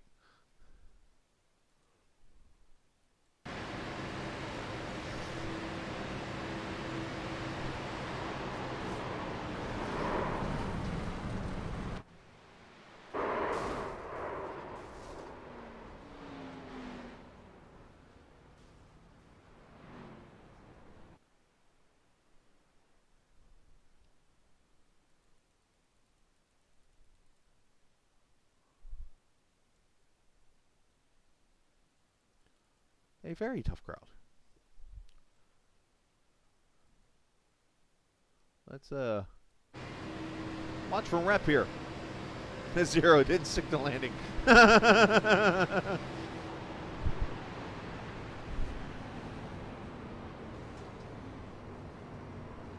Nice job.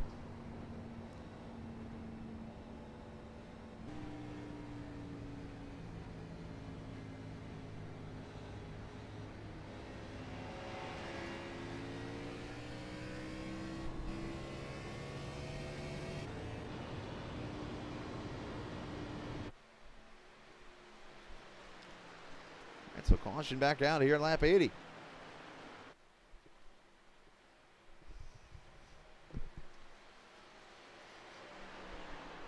Unfortunately, cautions breed cautions, as they say.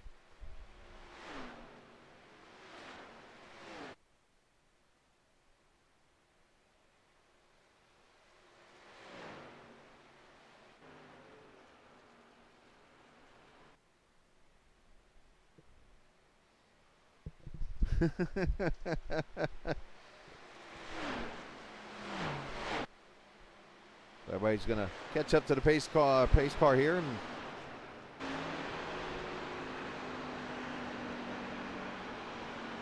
we're actually getting to the point where I actually joined last night.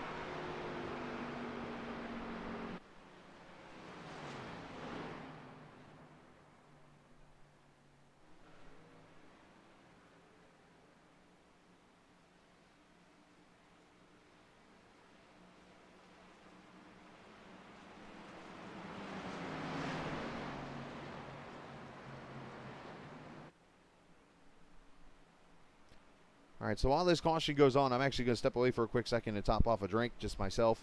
And you guys do the same. I'm going to keep the stream rolling here for a minute and be right back.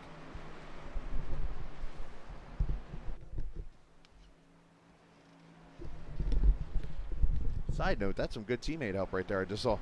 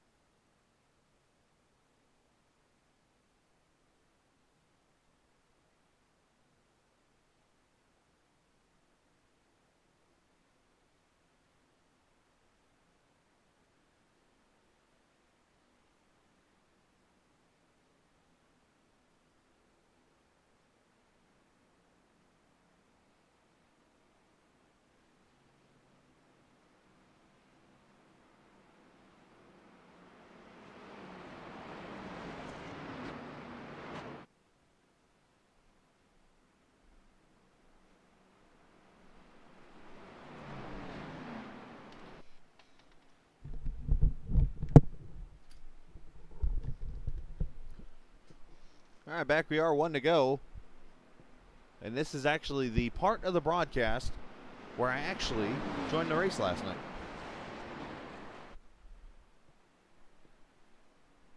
Ira was nice enough to come join me in the booth as we kind of did a more relaxed version last night of the broadcast since I was late with work and stuff and everything happening. And the goal today with the rerun of the broadcast was to let you guys hear the, if you want to call it, professional side of me calling a race.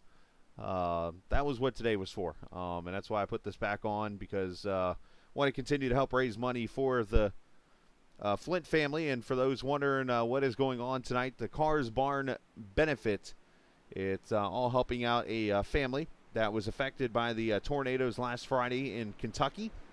Susan and Wayne Flint, who are the owners of the Carr's Barn benefit, and I do want to send some shout outs to those who are a part of this race tonight. PepsiCo out of Hopkinsville, Kentucky, Buckshot Tools, also the Bohica Esports, which is Cole Haas, their family, and of course Brandon Massey, all putting this race on. And of course, if you want to donate, you can click on the PayPal link down below, or get the email there of countrycrunchies@yahoo.com on PayPal, and that money will be taken directly over to the Flint family in Kentucky, and helping them fix a business that unfortunately was lost, amongst other things. As green flag comes out, Fallen leading Fifield, Judson, Bragg, and Q there in the top 5.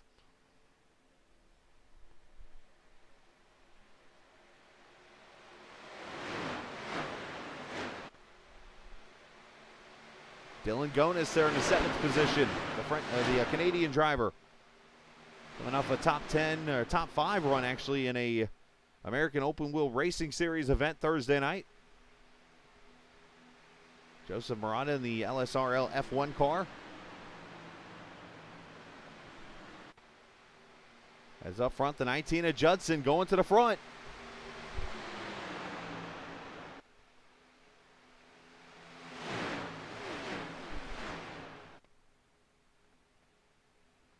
But you might notice the pack getting smaller and smaller and smaller out here.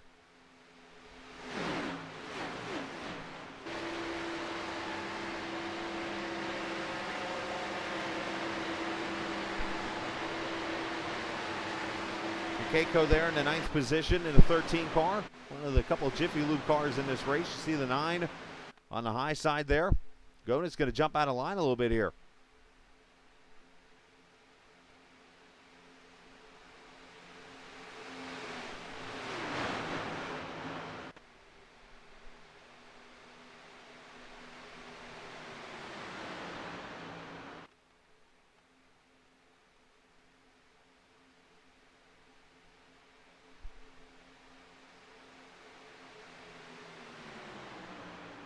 Hugh up there in the high side all by himself after getting his lap back. Super Mario himself.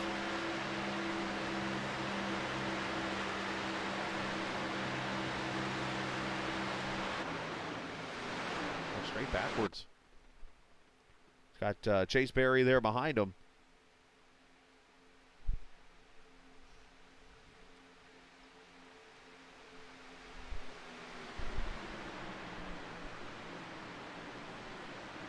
Joseph Barada back here with the 923 or the 24 car of Blade Timmons, who is a lap down right now.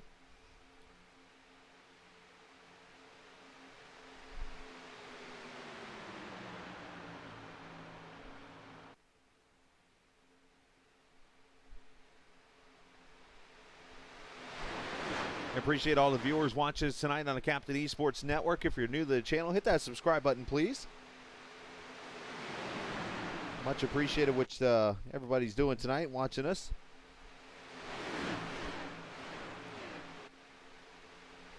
As the 31 almost getting shuffled out, 3 wide there. Got to be careful as Fallon goes to the front.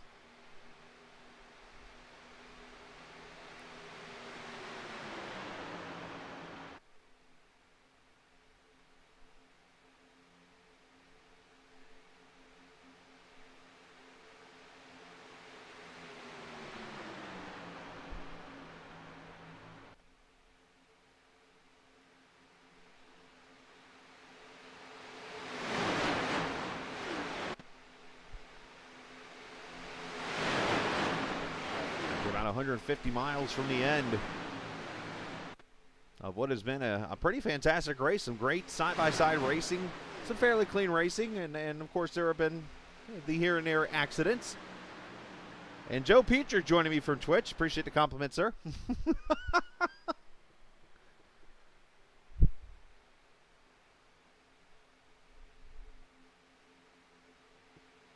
83 is going to jump out of line and come to pit road.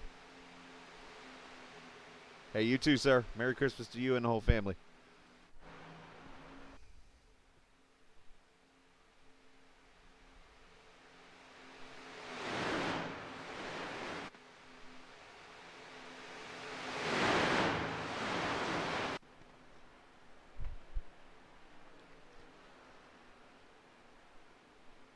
It's all a matter of strategy here. Still got one more stop to get to the finish of this race.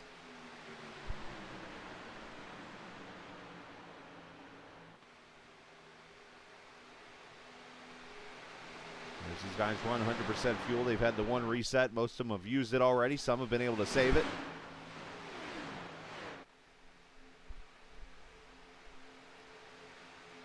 As 83 still on pit road. There's Barnes trying to push the 88. And Ben Barnes there, haven't said his name all night. And that 7 car pushing James Rep, and of course Dylan Gonis there behind him.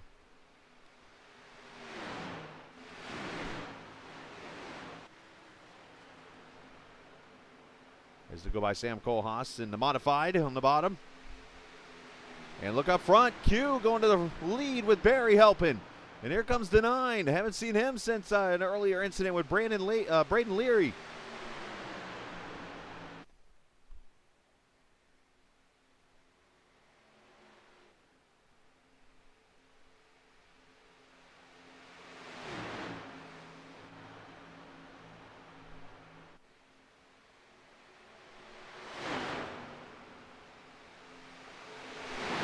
Oh, real trouble for James Rep, who is wrecked in the tri-oval. Oh, and he gets clobbered by Dale Lee. And caution's going to come out again.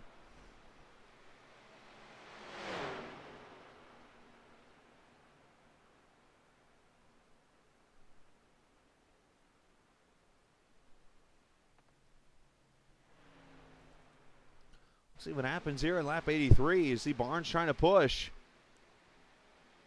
Oh, the old bumper hook. Look out, Dylan.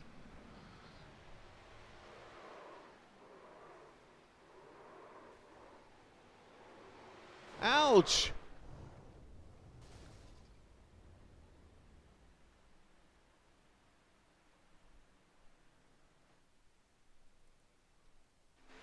Let's watch one more again here. Let's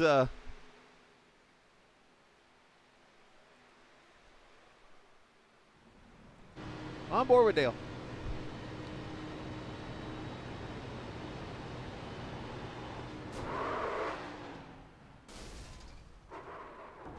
Right the flip.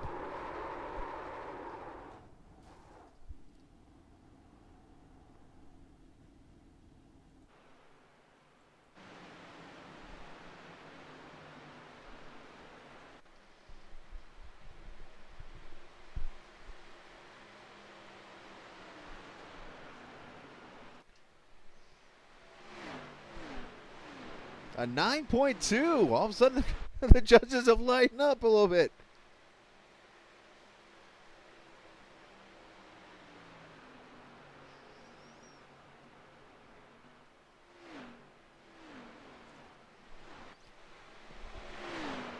Dale must have fed him some Utz potato chips with that vote.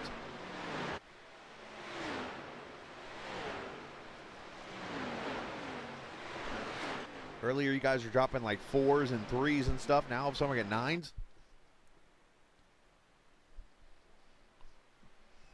to have to start questioning this like the Pennsylvania election. Good grief.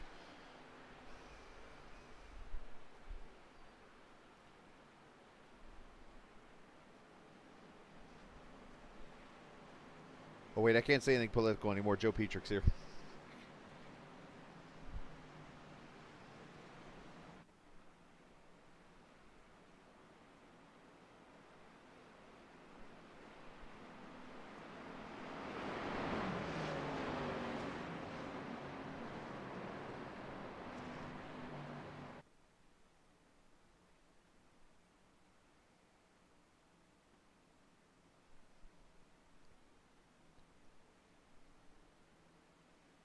All right, leaders coming back to pit road once again. Fallen and Alford staying out.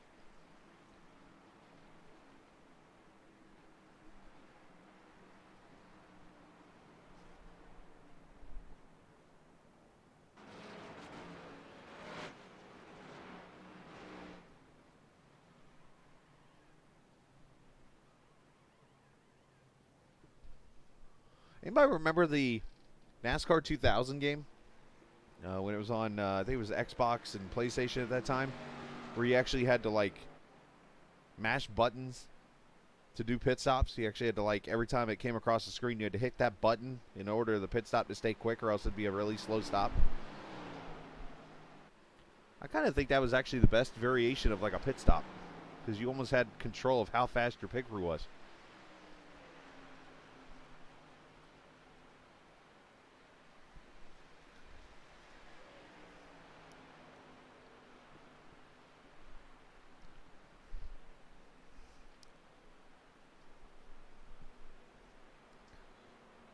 So Fallen, Alford, Bragg, Kokeko, and Judson, your top 5 here.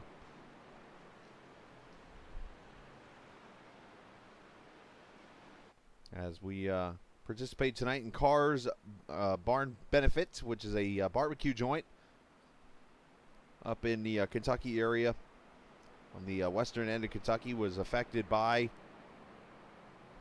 the tornadoes that hit there last Friday night. And they were not pretty, to say the least.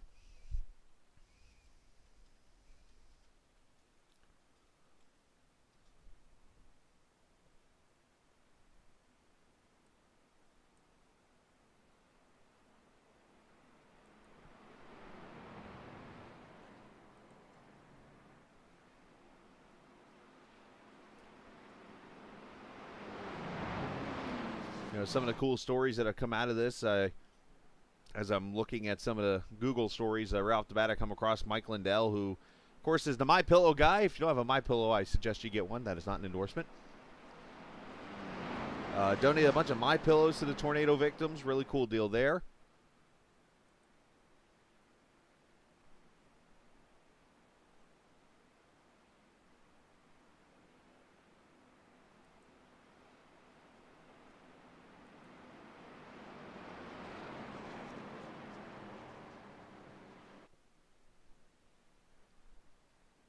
A 250-mile path of destruction. Could you imagine that? 250 miles a tornado on the ground for. I mean, these things aren't supposed to be on the ground that long.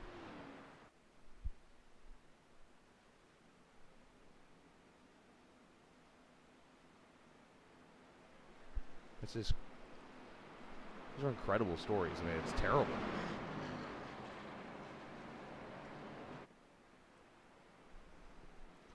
Yeah, I love me some good barbecue, too. I actually worked in a barbecue place in my teenage years. Live now in Georgia here, and I found me a few barbecue joints, especially up in the mountains, that are pretty tasty.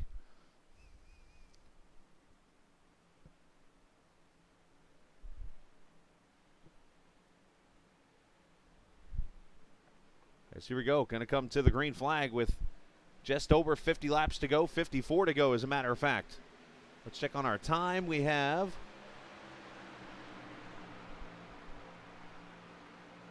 it says 46 laps to go on there, so let's go to that. And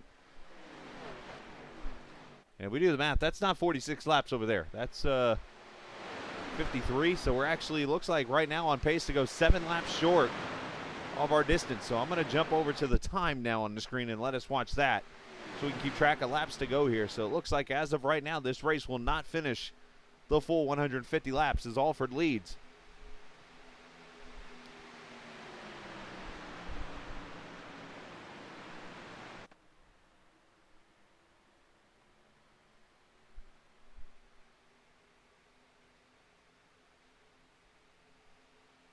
Oh, very good. Okay, Captain Jax. I was wondering what the sponsorship was. I didn't know if it was a restaurant you worked at or one. That's really cool, man. Ferdinand. I'm trying to remember. Where's that at? I'm from Florida, too. You think I'd know that. Is that up here in Jacksonville, up there where you are, JT?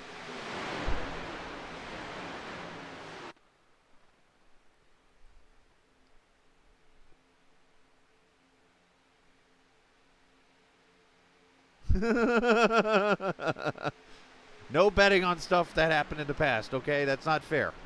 Those are called spoiler alerts. Thank you, JT. Figured I'm going to ask the guy from Jacksonville who would know that answer.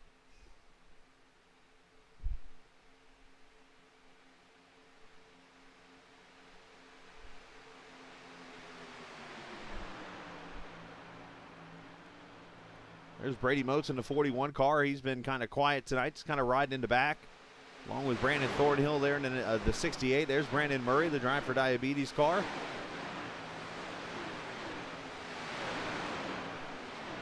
Is it really an educated guess though? I mean, come on.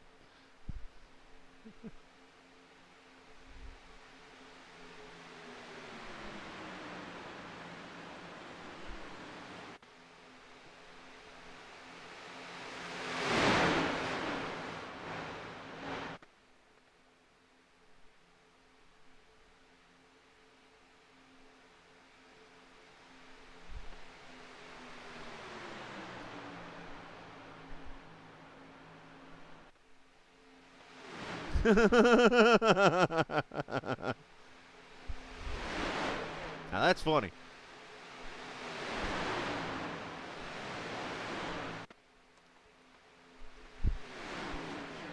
Oh, don't worry, you already got the first wreck. Second one's coming. If I'm going to go and spoil something.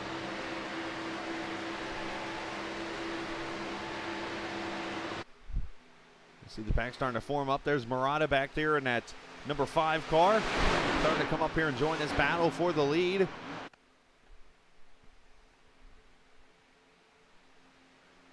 Well, you're getting yelled at now. Ooh.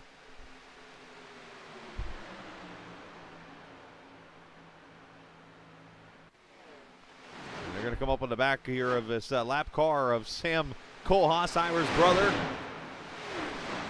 Everybody checking up. Everybody doing okay right now.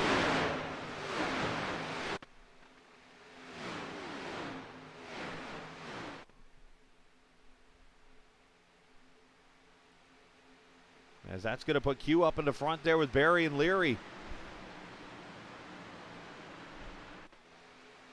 Like Calm. Maybe Call. Or Brad. Area.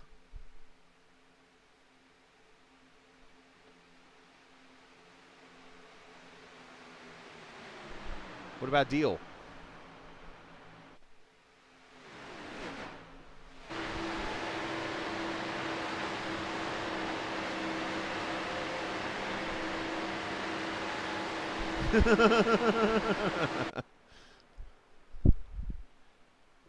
As Murata jumping up to the top side here. You see the two Jiffy Lube cars trying to be slick back there, right in the back. And look at Leary trying to go to the front now.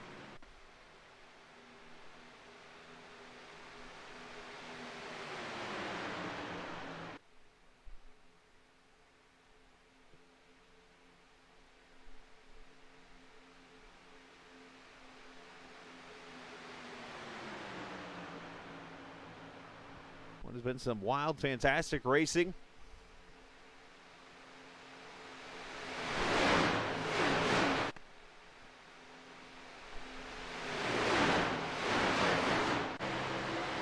On board with the old Captain Jack's car.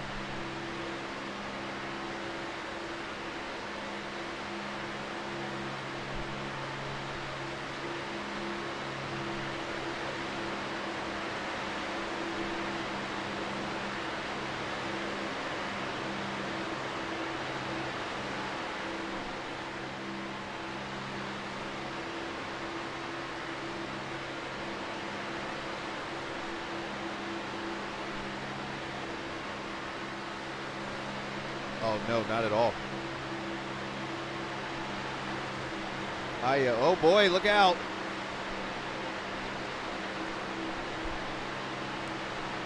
'26 car a little off the pace there.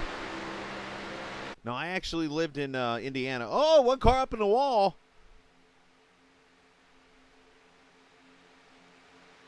Dennis Bruce having all types of issues back there. But, no, I lived in Indiana back in 2013 in the Kokomo area where they got hit by a tornado. And I was actually doing radio at that point and was on the radio actually during the storm. And it's kind of interesting to this date. I can actually jump on YouTube and find the video of me and my broadcast partner at the time who was helping me through the weather situation. Actually, through the radio of the person recording the video of the storm, you can actually hear Mike and I talking on the radio, like warning everybody what's going on. And that's a day I'll never forget. It was actually that day. It was the day of the Homestead finale at Truex. Actually won that championship that day. So it was actually, I'm sorry, it was February of 2013. Or not February, November.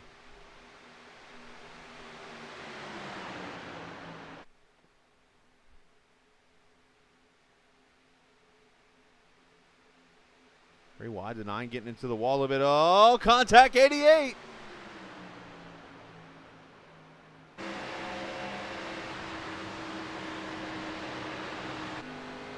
He goes around off Braden Leary and brays a caution out. I can't find the 88 on my screen. I'm trying to jump to him. It's because he's the number 8. That's why it fooled me. Rep's already towed. The caution out again. Let's rewind it and roll that beautiful bean footage.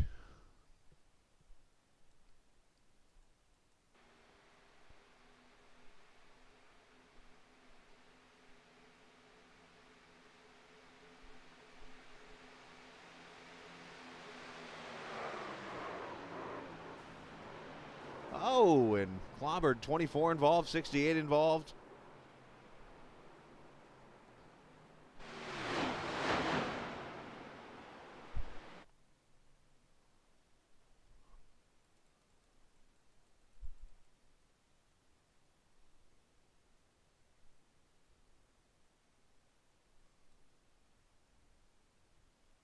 Let's take a ride with Burry.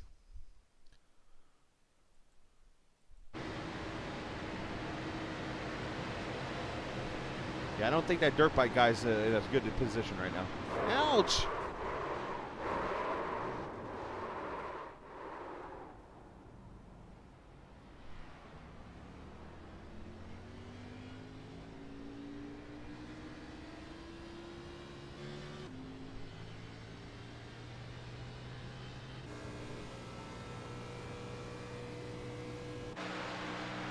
Launching out again.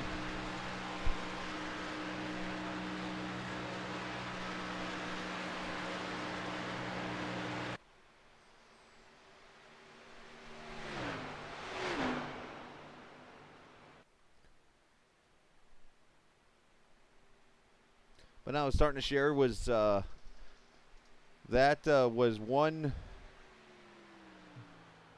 waking up of a time period. I had been through 3 or 4 hurricanes at that time, moved to Indiana, and had some interesting stories.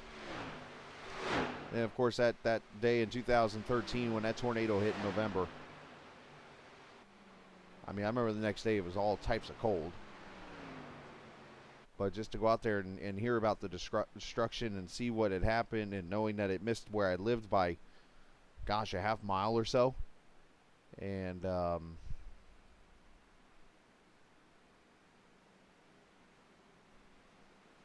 know, there's a video on there you'll see of just all the different damage and things that happened. And then for 4 years later, I wasn't there at that time. 4 years later, I moved. I was at that point in New York, living there. And for that second storm to hit there, in a tornado to go through and miss and almost follow the exact path and be off by like not even a half a mile to the north. And there's a YouTube video of that one, actually, of the Starbucks that's up in that area. Just, I mean, if you ever had like somebody do the old joke where you try to build a card house and somebody literally just blows it, like just blows some air on it and it falls over, that's what it looks like with that Starbucks. It just crumples.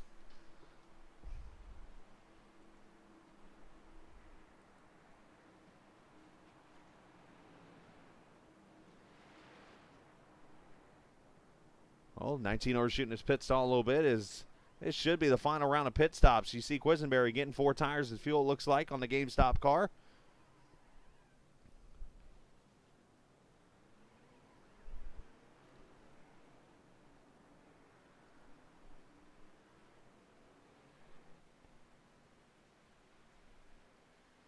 Yeah, that's got to be scary.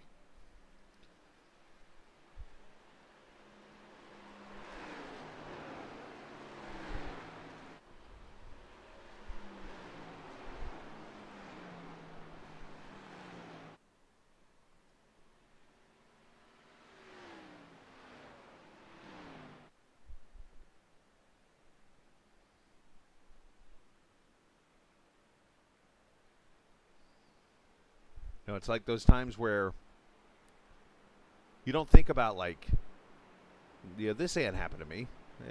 This will never hit in this area. And it's like the one time you think that, bada boom. The unexpected, you know. I mean, there's been a couple in this area where I'm at in Georgia now. I mean, to the north and east here is a town called Toccoa that has been hit twice in the last year. You know, I actually had to go deliver up there a couple times after, and it was just like you see the photos and stuff of it, and it's just mind-boggling.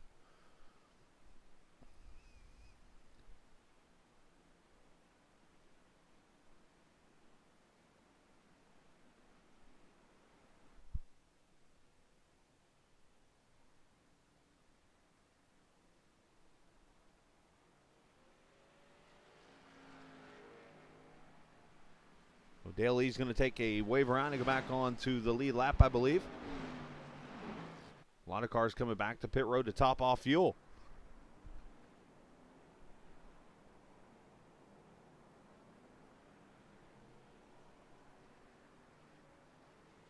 I actually wouldn't mind doing it once. I think that'd be kind of cool. I think it would be exhilarating, like mind-blowing probably, and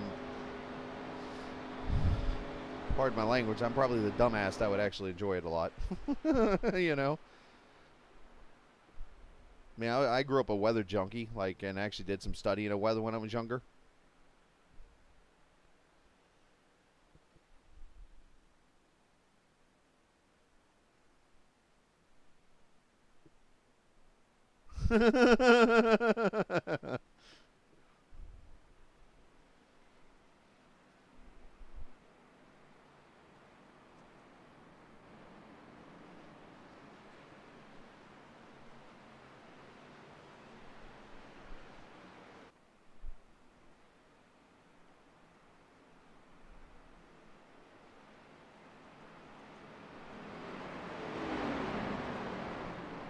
All right, so we're going to go green with 41 laps to go.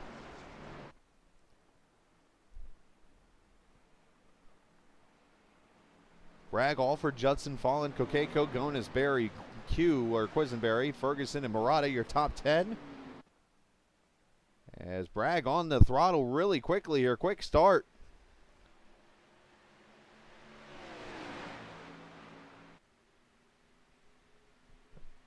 That's going to spread this field out really quickly, and let's see if they go single file here. Nope, 22.09 going to stick to the top side here.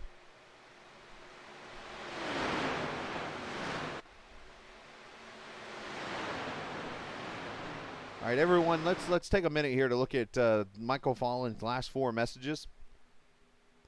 He had a friend that wanted him to go tornado chasing. He takes a hard pass and decides it's not a good idea. Calls himself not dumb, but he's not stupid. But yet he goes out mud bogging in a tropical storm, which has more sustained winds than at times a tornado can. let's go do that. Let's think about that one.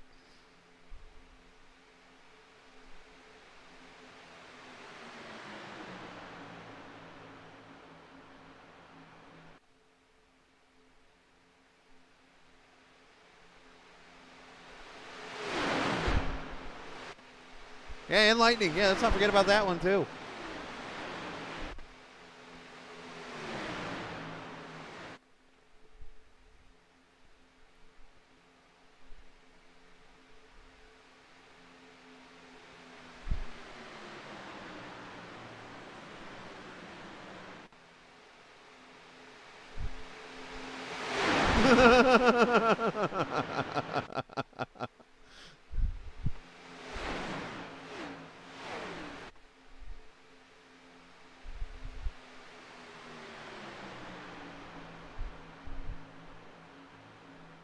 Bragg going to lose the lead to Alford there on the high side. That 09's been pushing him all night. They said they've only made 1 tire change all night on the outsides, which is kind of mind-boggling as I think about it. Well, let me guess. Oh, where's he going?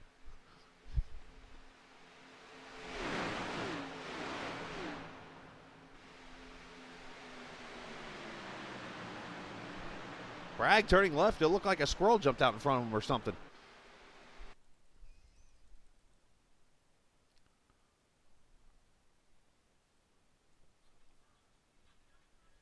That awkward moment on the interstate when a deer jumps out in front of you. Actually, it looked like there was a little bit of contact, in all honesty. Great job to save it.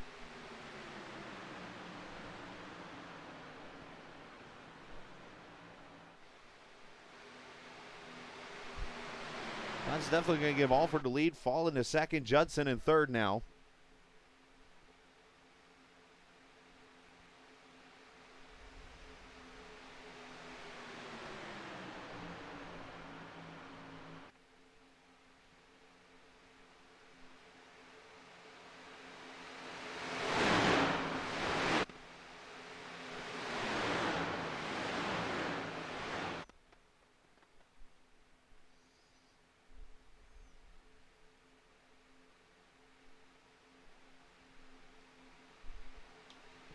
And one, Chase Berry to the high side with help from Q.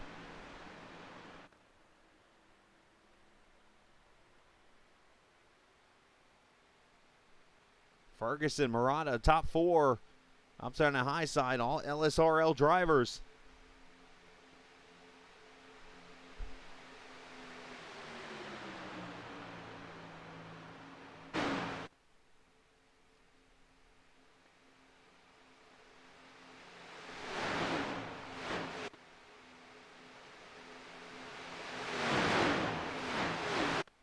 Barry almost leaning up on that 22, get him a little tight there off the corner. Had to be very careful.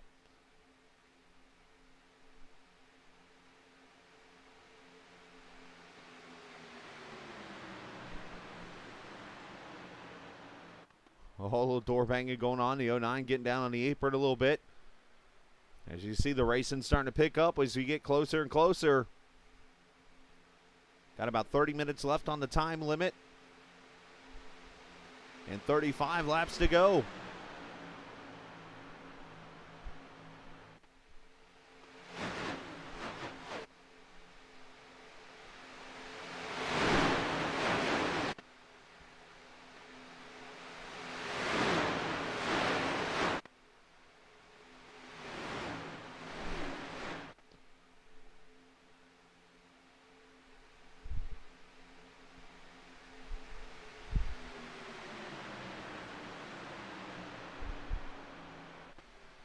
You see Murat up there on the high side, and look at the 31 come back into the picture. Remember, Bragg was heading for the infield just a little bit ago. He's now fourth car high lane. Also got the 24 coming back in with his new reset car. And then right behind him, a car that we haven't really said his name all night. He's been hiding back there in the back the whole time, Blade Timmons.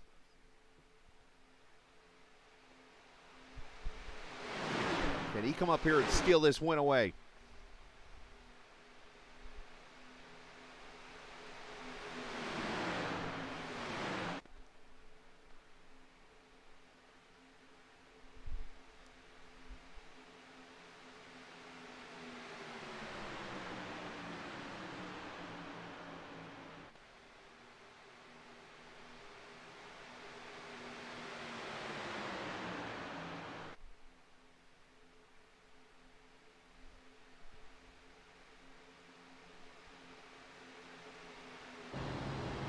Board with Murray in that 24. Looking over at Dylan Gonis there in the 27. Sure, Dylan's Ford focused right now in that inside lane.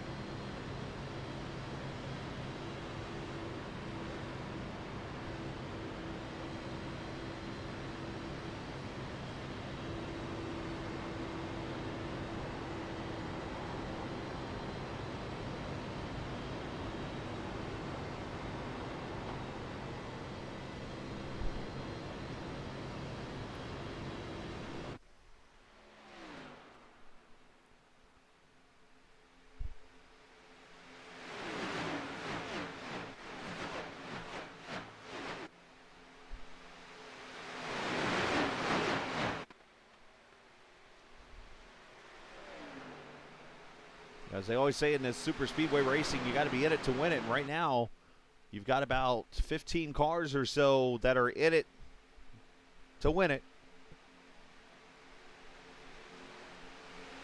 And it's all about staying in the pack right now. Of course, the last car in line. Let's go back here. How about this 23 car? Haven't said his name all night. Tony Strano at a Victory Junction Gang number 23.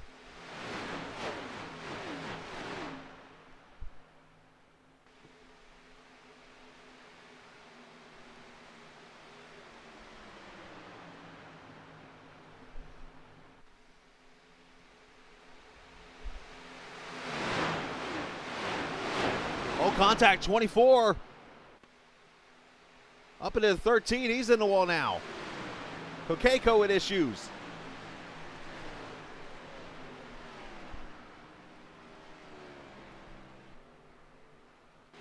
And he's going to lose the draft, it looks like. Unfortunate deal there as we continue green.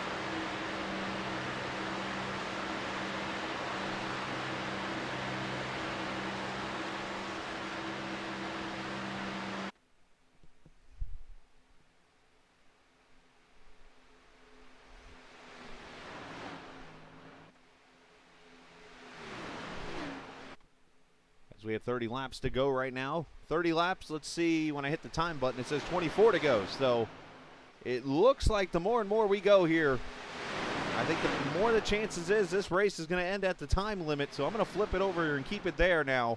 That time, when you see the to go up there in the top left, might not change as obvious when they start across the start-finish line, only because what's going on is the program is using the time left to make the laps to go. So right now it's estimating with how much time is left, which, as I look over here at the racing, we just crossed the 2-hour mark. So 25 minutes, basically, they're thinking in about 23 laps. So as you'll see the adjustments happening throughout. So it just kind of times it down to how many laps they're guessing is about left according to the math, which is, well, above my pay grade. But you see a single file line starting to form behind Alford and Fallon and Judson and Ferguson.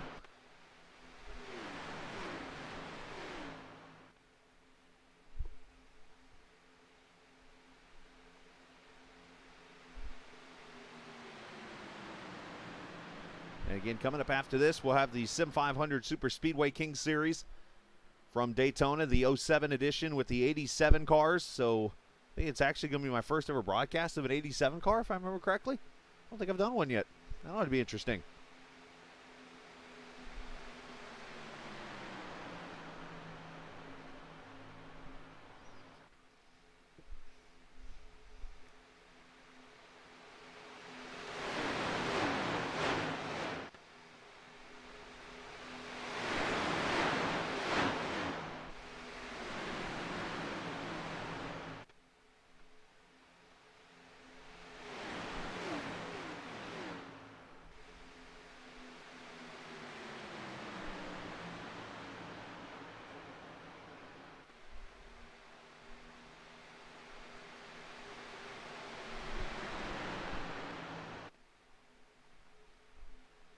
Questions, are we done wrecking? Or are we going to get to the finish of this race?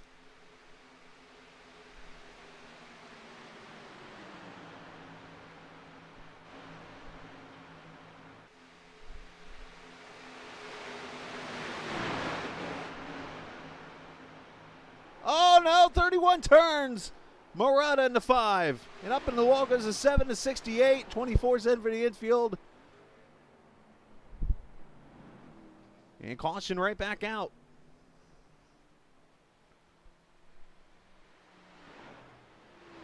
And unfortunately, I remember this wreck last night, and I talked about how I kind of saw this coming.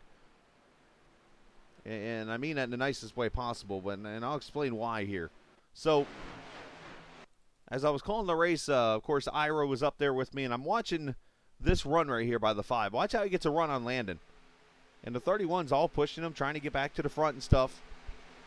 And right there, gives him a bump, and Joe's checking up, and it shuffles him out of line.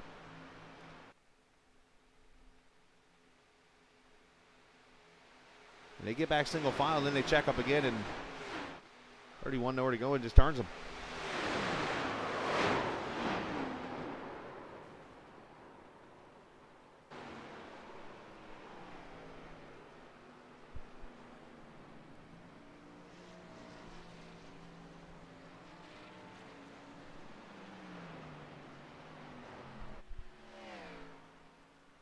Oh, I about hit the live button.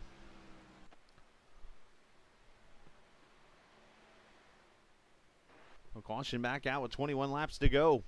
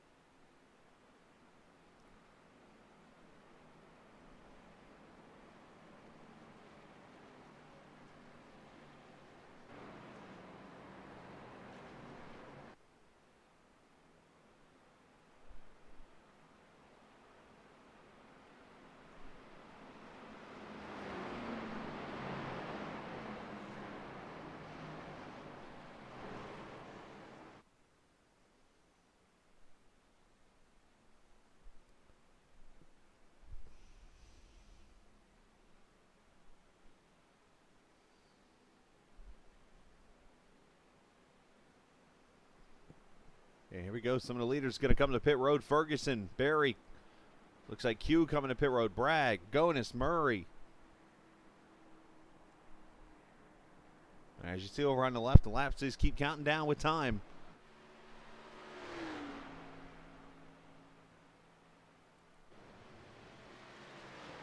It looks like Q's going to take tires here.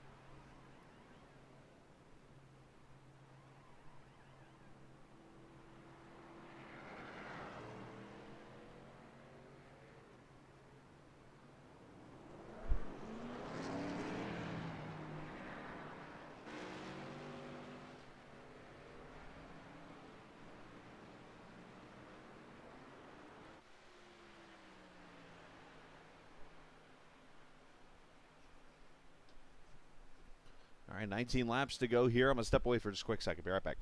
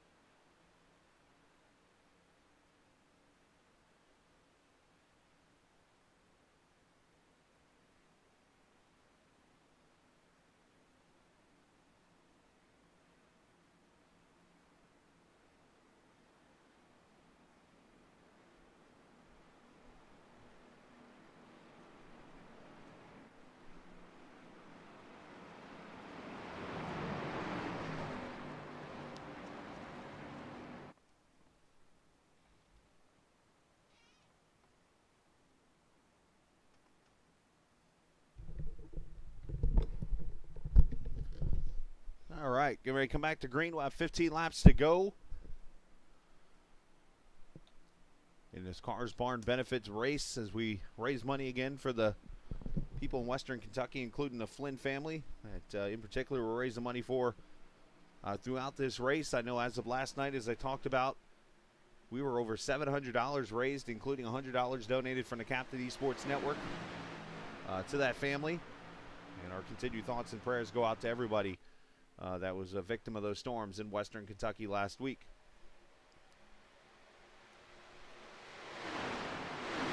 As Alford leading them to the green flag with Fallon, Judson, Berry, and Ferguson in your top five now. And what has become a race against time now to get to the finish.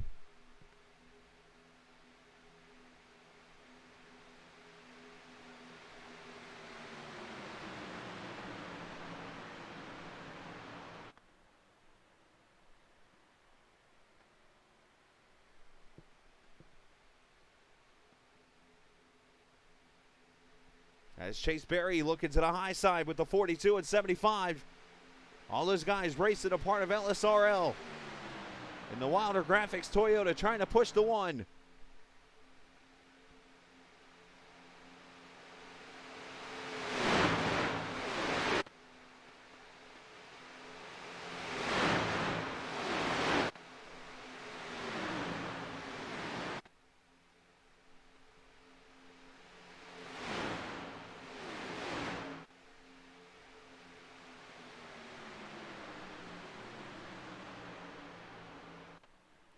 22 getting tight there with the 1 at Black Rifle Coffee Car. Dylan Gonis there in the 27. There's the 24, Murray back there. And then there's those 3 just back there kind of creeping.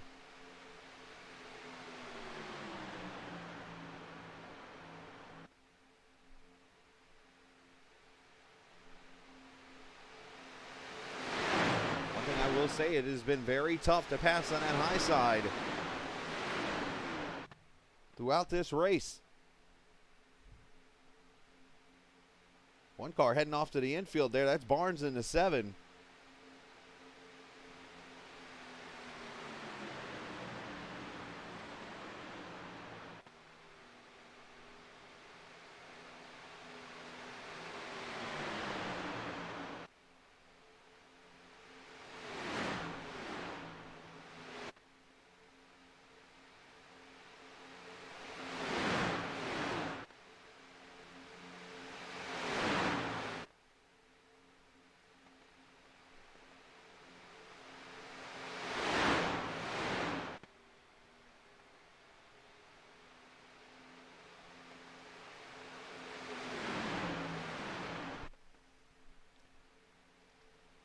Fallen and Alford working hard here in that bottom line. You see the 19 of Judson also there. 7 cars in this battle, make that 8 cars. Going for the win in this race.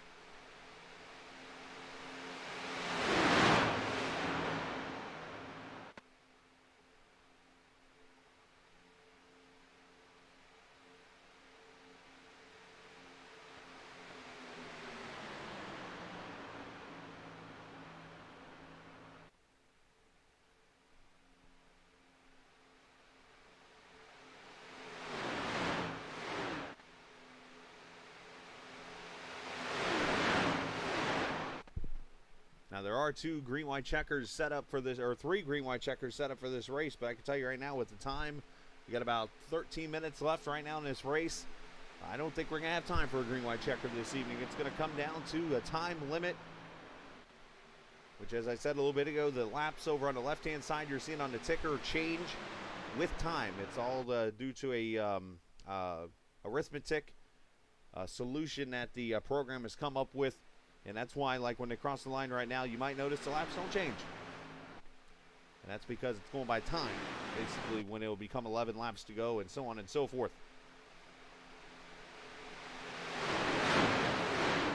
You see the 27 and 24 jumping to the high side here.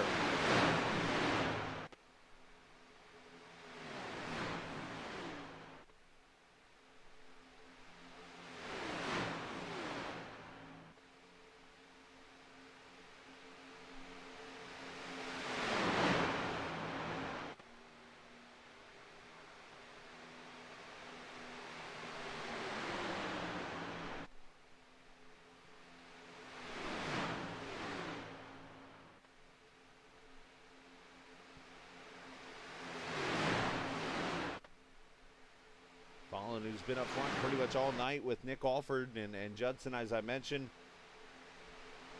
Have been very smart with good strategies and stuff to keep the track position, and the track position has helped out all evening. They have worked together and kept themselves in the front the whole time.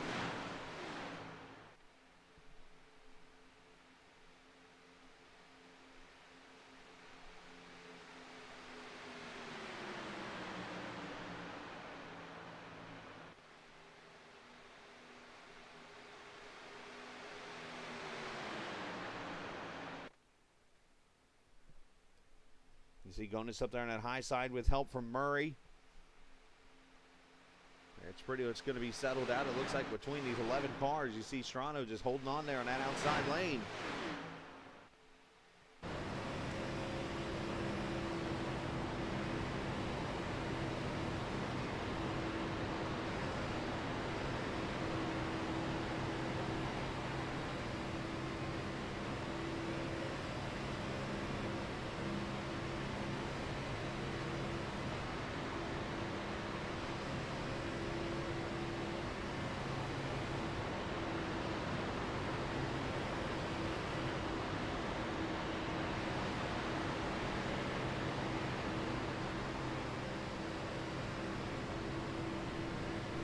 Kind of driving like me a little bit. watching the pack up ahead. Like when I'm the last car in line, I kind of try to find a different lane a little bit so I can see what's going on in front of me the whole way. Just look at, when you get close to this 41, I mean, you can't really see. So I'm always, when I'm on this track racing, I'm looking up there right now at the leaders. So I can tell right here in front of me what's going on. It's up there, I can't see too well. So there he goes, move to the high side just so you can see the pack a little bit.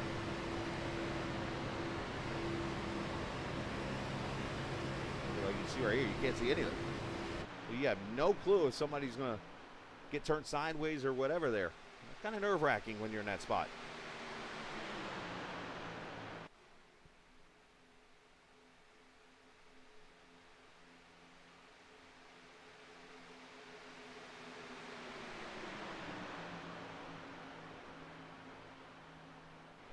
All right, 8 laps to go.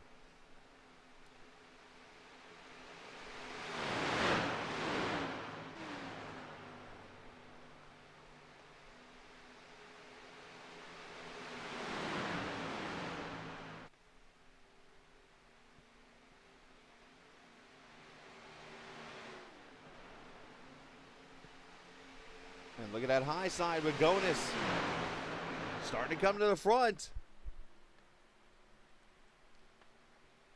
Dylan, a little bit of nose damage on the right side there, but otherwise that 27 is kind of hung back and been smart.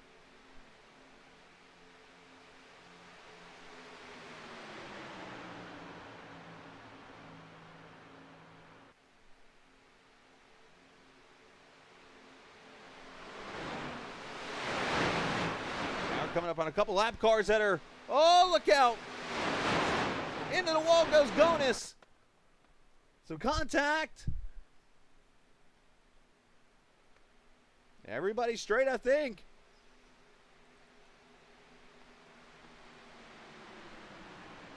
That was ugly.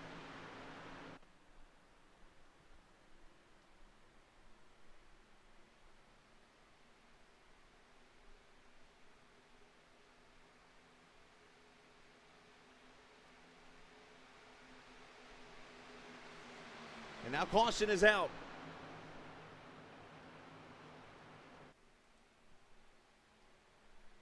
Caution out with 7 laps to go and roughly 8 minutes to go.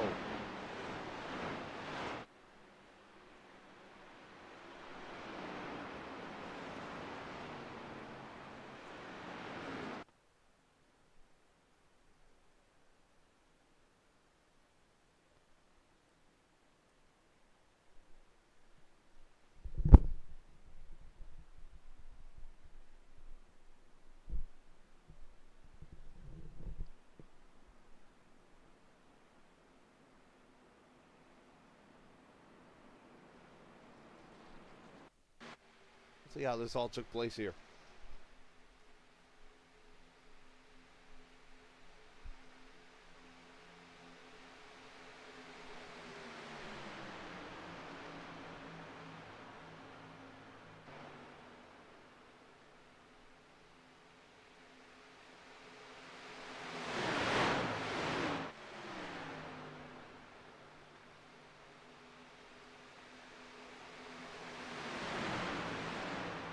All right, so we are a couple laps ahead here, so let's...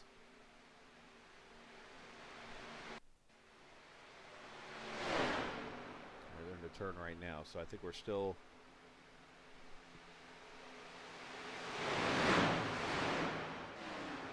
All right, right here, so... Looks like the 28, and a couple of things happen up ahead here. I can find the 28 on the grid. There he is.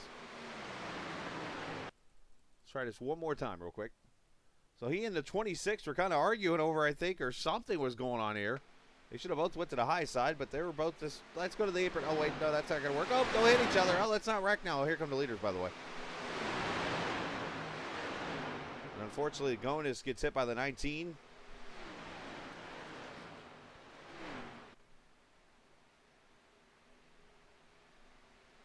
And then from that, it brought out a caution with 7 laps to go.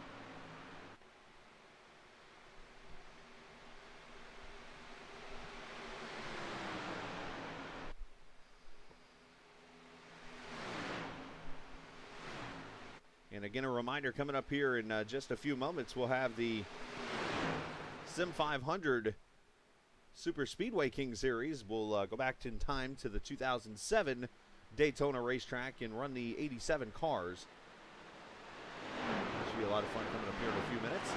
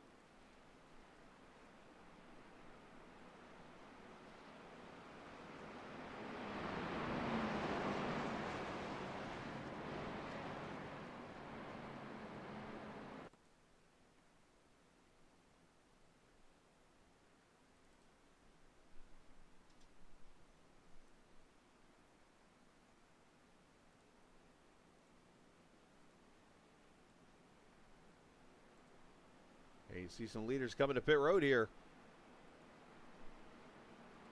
Judson, Murray, Barry, Gonis, all these guys going to come in and probably get tires here for this last run of the race.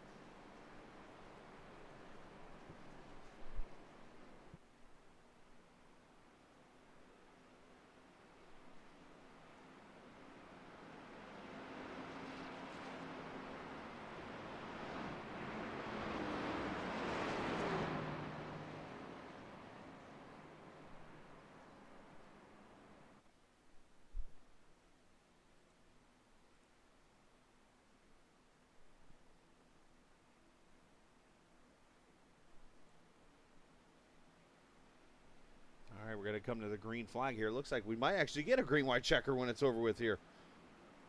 Just not an official one.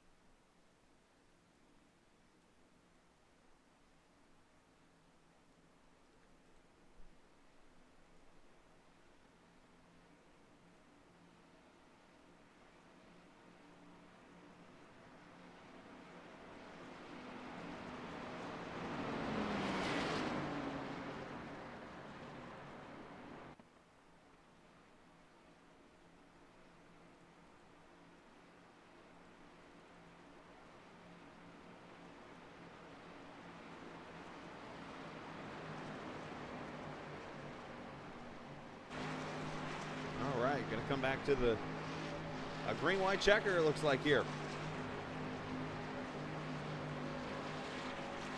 Ace Carr is in. With Keith Fallen, Nick Alford, Landon Quisenberry, Blaine Timmons, Brady Moats, your top 5.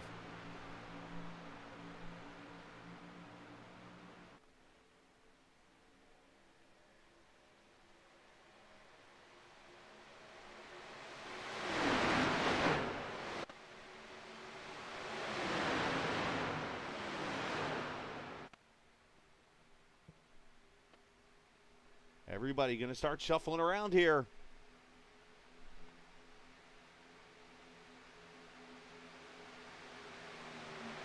22 drops to the bottom. And here comes Timmons up there on that top side. Got help from Brady Moats in the 41. 23 also there. Obstrano, they've been running all night together. Oh, and around goes the 09 off the 75. As the final lap is out, the 923 goes to the lead.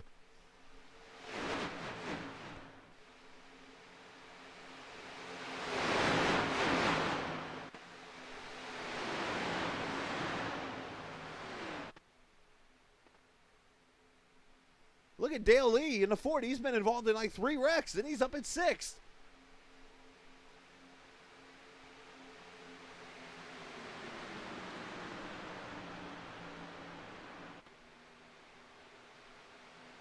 What has been a wild event as we continue to raise money for those in Western Kentucky. It's a drag race down to the checkered flag right here, I believe.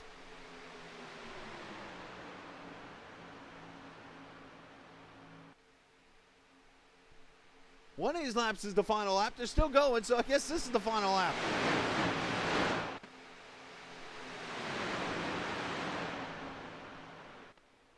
You know what? Yeah, we have not hit the 225 mark yet. As I look over, we still got 10 seconds.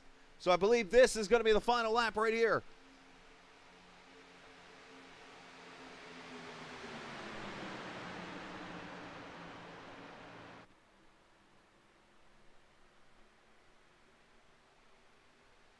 Quisenberry trying to make a run to the high side. Crosses back with the 22.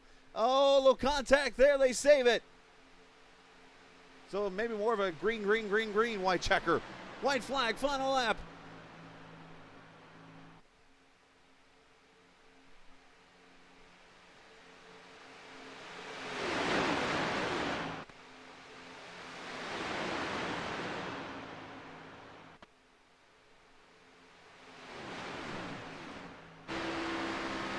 On board with the 41, trying to push the 923. Is he going to make a move anytime here?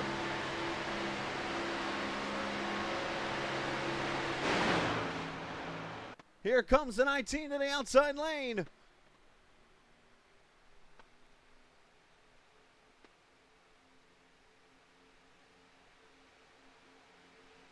Protecting the outside, protecting the inside. 923 crosses the line. And that should be the checker flag, I believe, right there. I think. Time's run out. I don't know. I'm not calling the finish till I know it's over.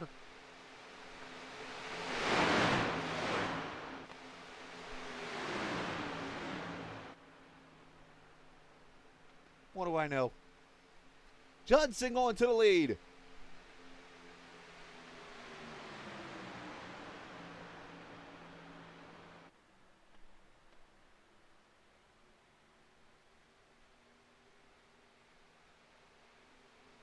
Dale Lee goes up into the wall.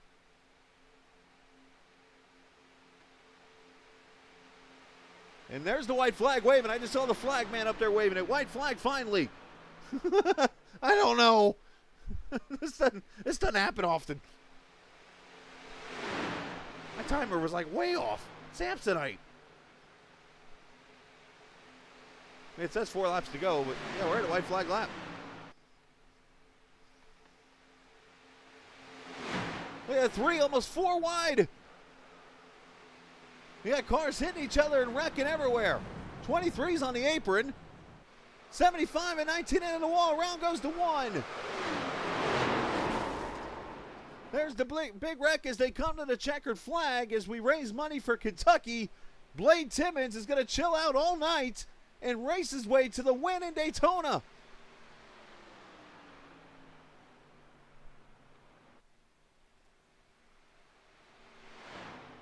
And I think it's over.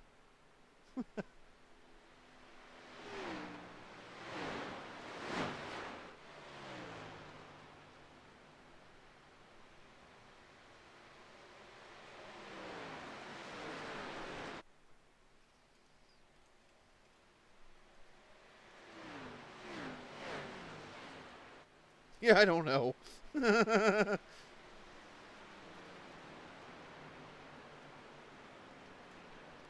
Yeah, I think that's it.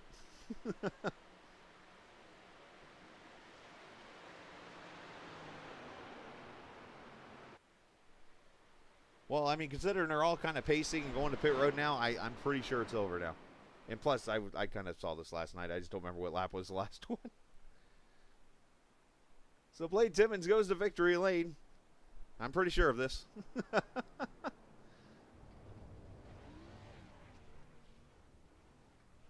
Let's take a look at the final results from this race.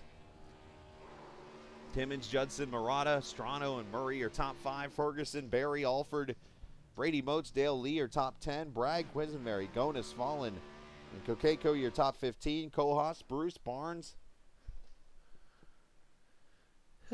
Finishing in the 18th position. Yes, that was a Wilms tie right there. Thornhill finishing 19th. Braden Leary 20th. Fifield 21st. 22nd goes to James Rep. 23rd to Ira Kohlhaas. 24th, Jason Harrison. Brandon Massey 25th. Ryan Reeves 26th. Skirbo finishing 27th. Downing and Lawrence 28th and 29th positions.